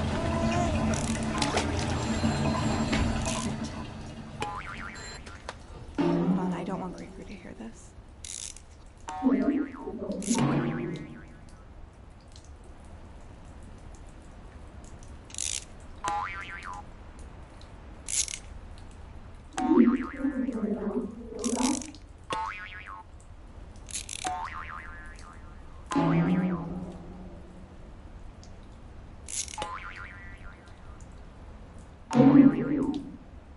I wish he could have told us about the world he saw.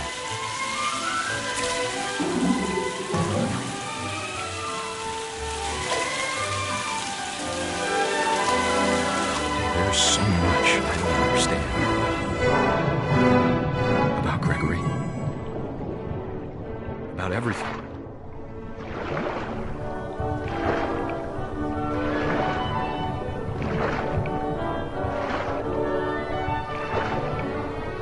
But I know what happened wasn't your fault.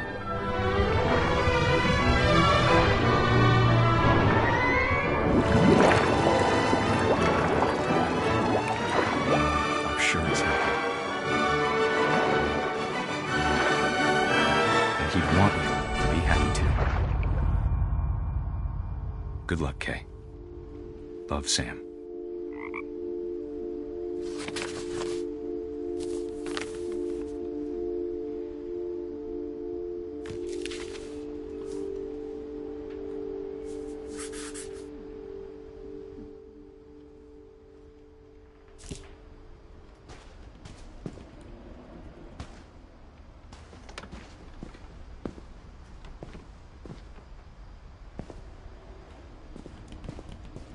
I can't imagine my mom ever writing poetry, and yet... A poem for Gus, who always said the wedding was a bad idea.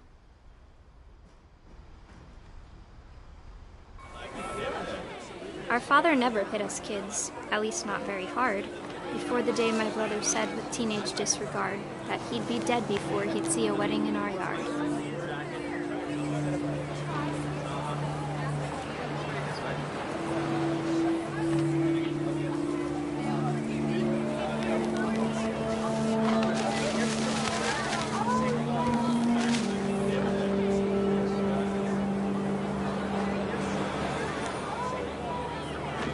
My father made him come, of course, but Gus stood far apart, just flew his kite and bottled up the storm inside his heart.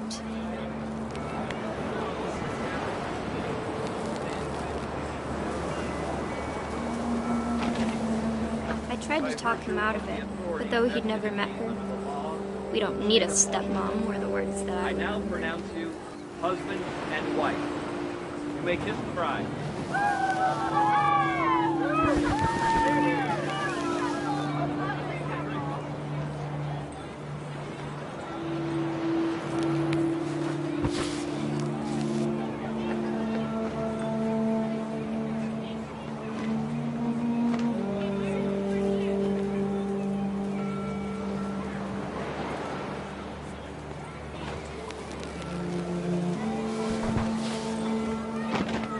When the time for photos came, Dad ordered him to come here. But Gus declined, and as a sign held up his middle finger.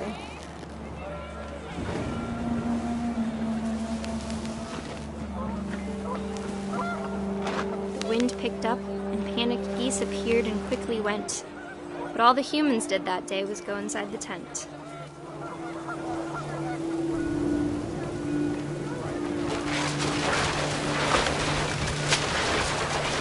The rain came down in buckets then, but no one seemed afraid that nature might destroy the tent our dad had crudely made.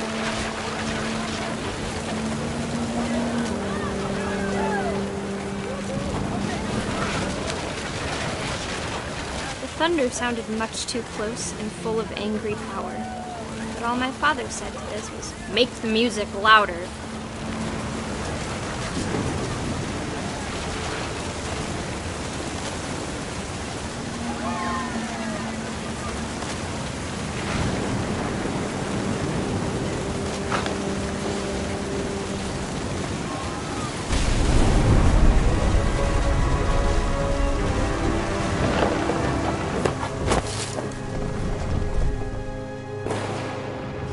I wish that I could truly say I thought about you on that day. Out there on the beach alone, just you, the wind, the sea, and foam. But I didn't, until we found you.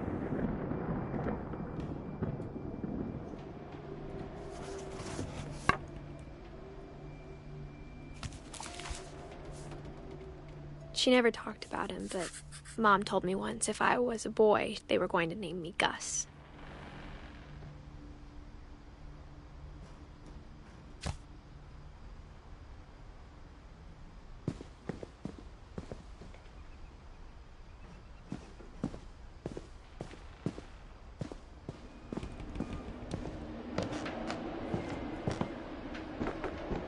My mom moved up to the loft after her brothers died.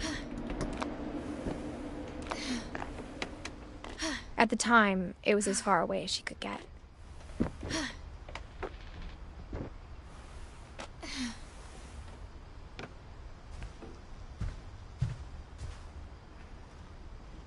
She spent a summer building houses in Calcutta, where she met my dad, Sanjay.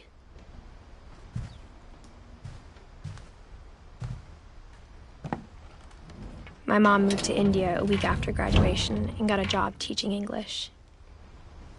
Louis was born a year later.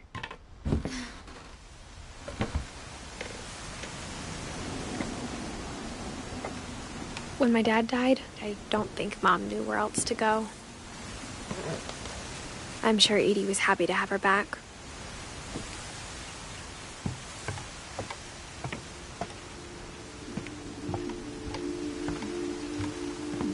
The house had to get a little bigger, but Edie was used to that.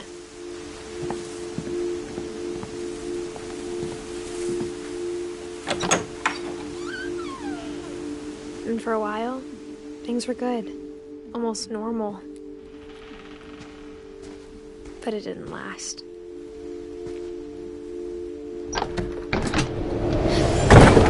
The beginning of the end was Milton's 10th birthday, when Edie gave him a castle.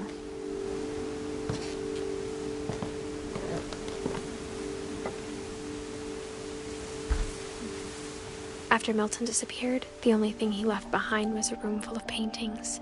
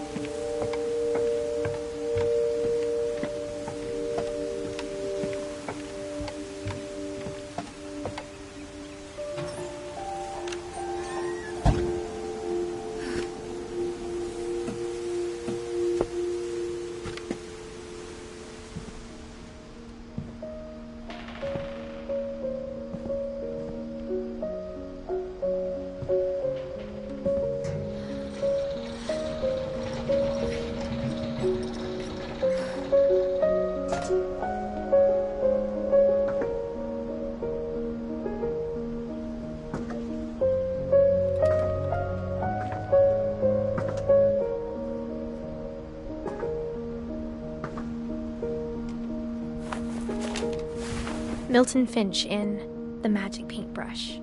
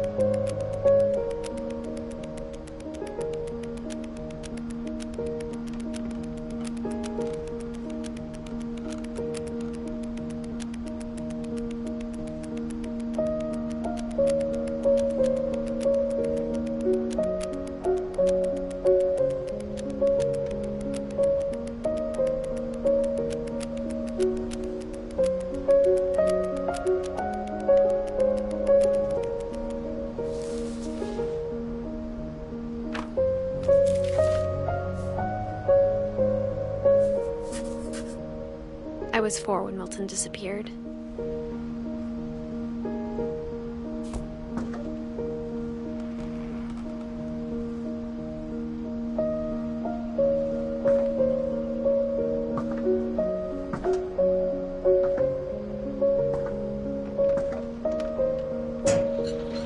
Mom spent months searching for my brother.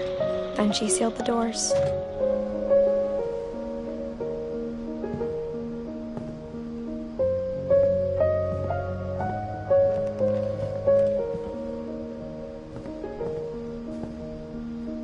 Whatever Milton had found in the house, Mom didn't want it getting out.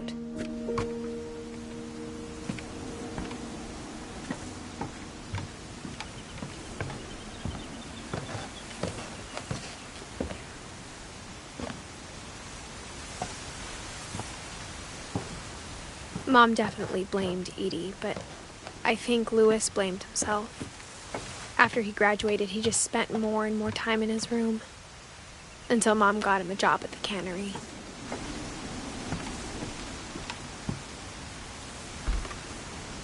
Everyone always told me to stay out of Louis's room, except Louis.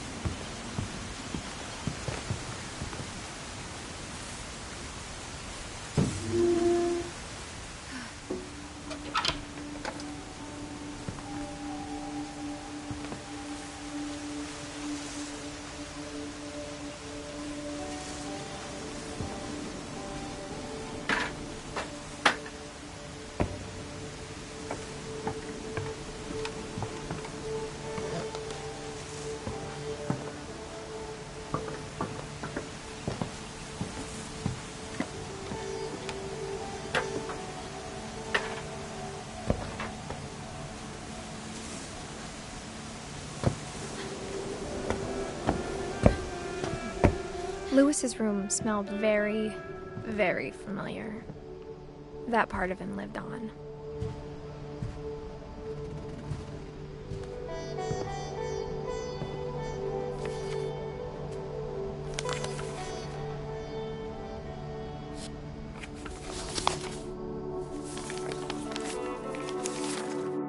Dear Mrs. Finch, as Louis's psychiatrist, I can understand your desire for an explanation.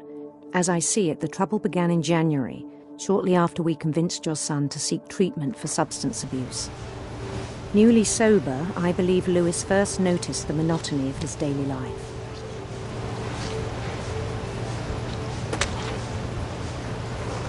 He kept working at the cannery.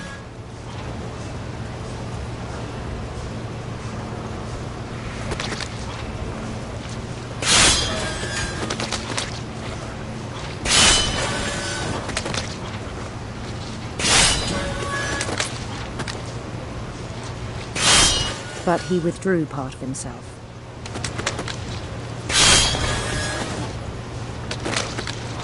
In our sessions, I saw the same behavior. His mind began to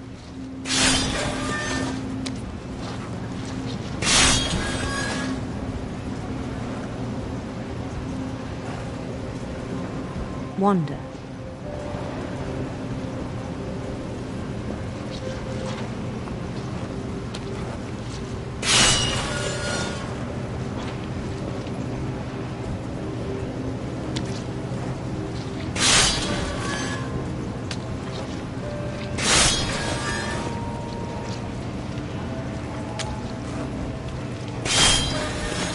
I asked him to describe it.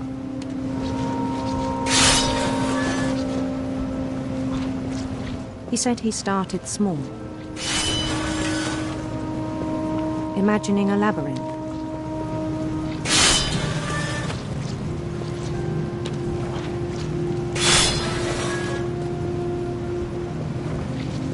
He'd feel his way about.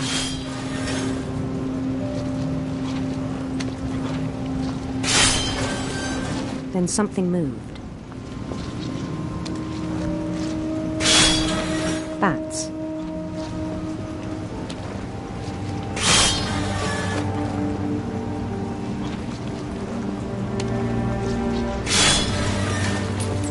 And toads.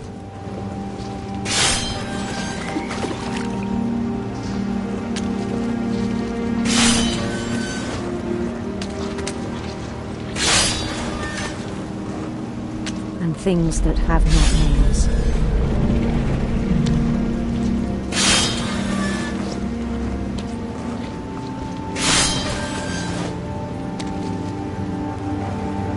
He knew it was all in his head. But he took it very seriously. I had hoped he'd find himself.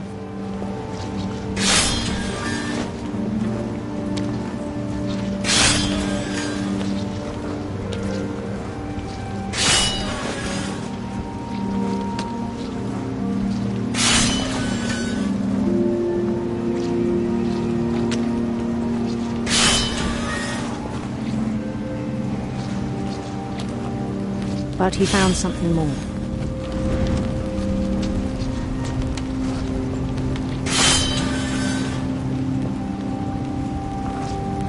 I worried about him then.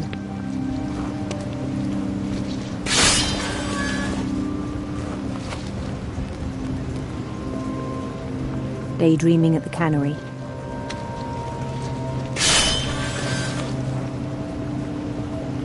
I spoke with his boss. But he said Lewis had become a model employee. Methodical, tireless, focused.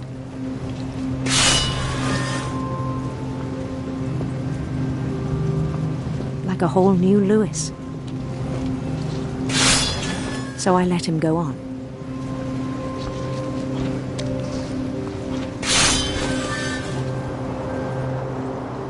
I even encouraged him. It seemed very promising at first.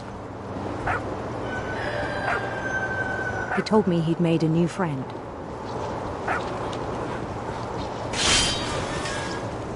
On the edge of a city he named Lewis Topia. He built the city up slowly, brick by brick. Then he made musicians.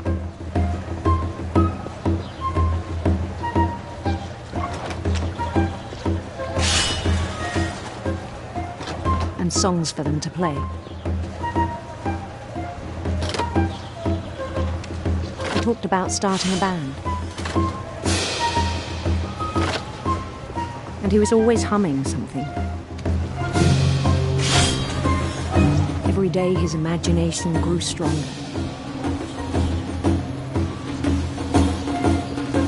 He no longer spoke at the cannery. But his chopping was as reliable as ever. Then one day it struck him that all the cheering crowds, even the stones under his feet, were all in his imagination, so he could do whatever he wished.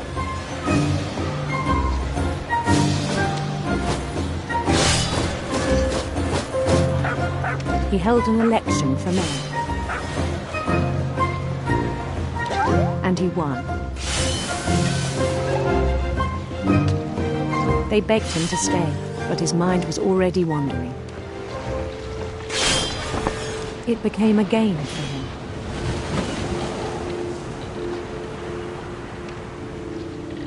He'd conquer a city, then immediately push on.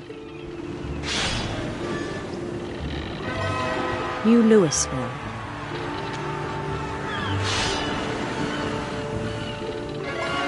St. Louis. He started drifting away from our reality.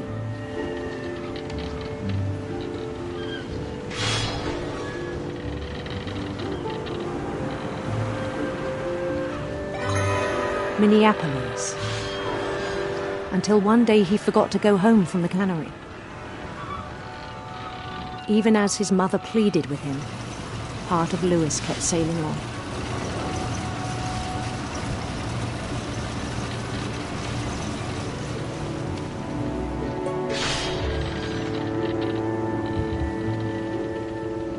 In Louisburg, he heard rumors of a beautiful prince.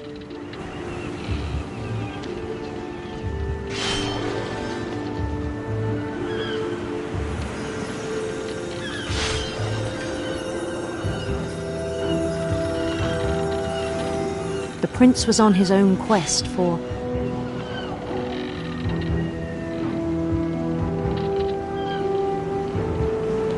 sinister serpents, radiant rainbows,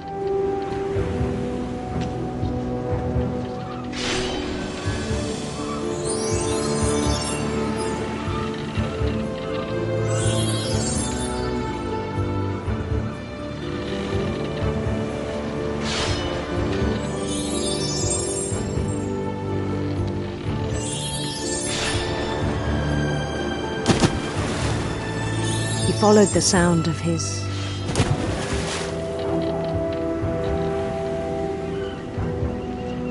electric sitar.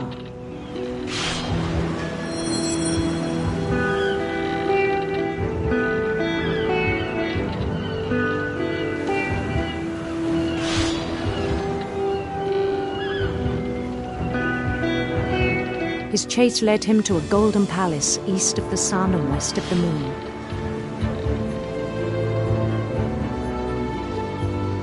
Even then, his logic remained sound.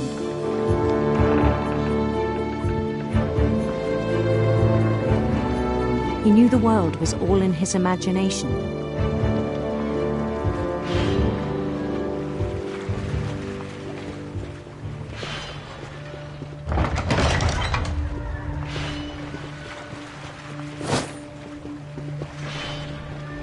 But he was so proud of having created it.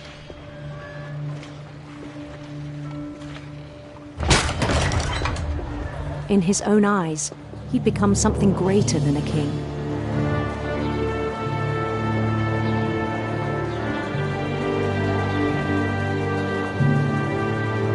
For someone who'd never known success in the real world, I think it was overwhelming. And then it struck him that the real Louis was not the one chopping salmon, but the one climbing the steps of a golden palace.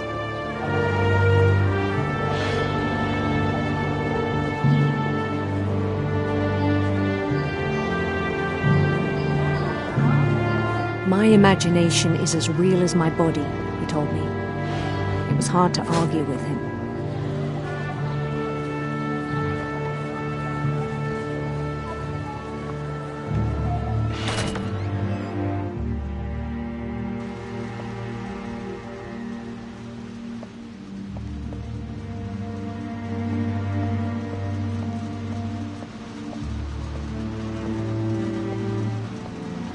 Began to forget the world we know.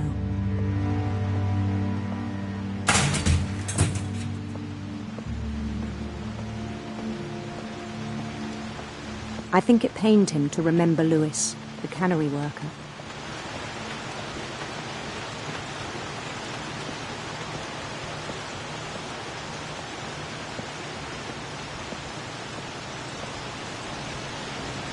He began to despise the man with a royal contempt.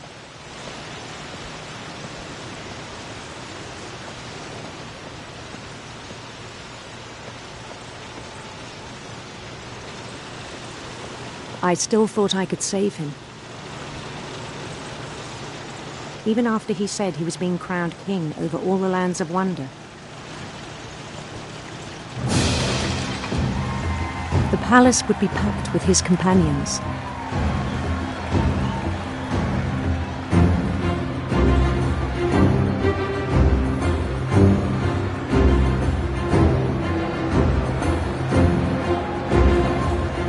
Including the wise Calico who'd insisted on advising him.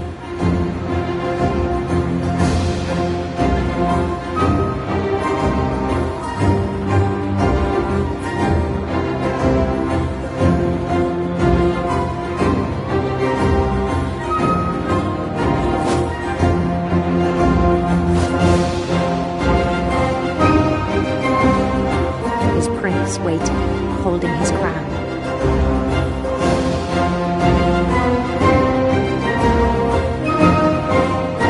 There was only one thing left to do.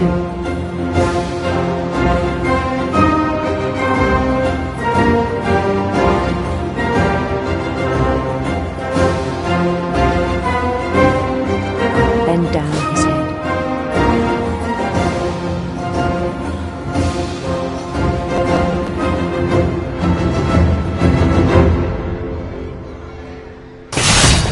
And the rest I think you know. Mrs. Finch, your son was a kind man who will be missed by all of us who knew him.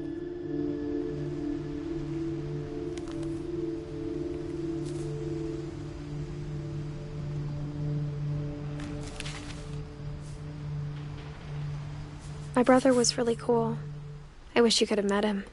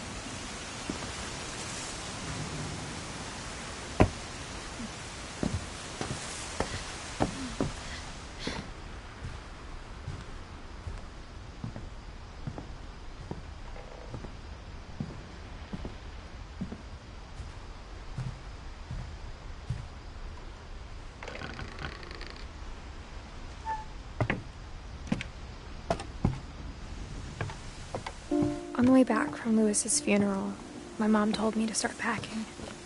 She waited until the day before we left to tell Edie.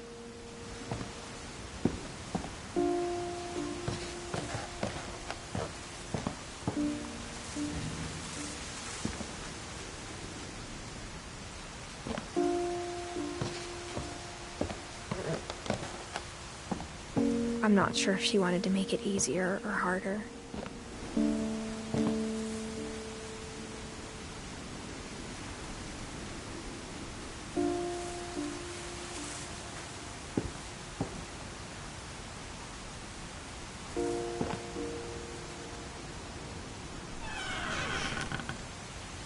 I wish we'd stayed.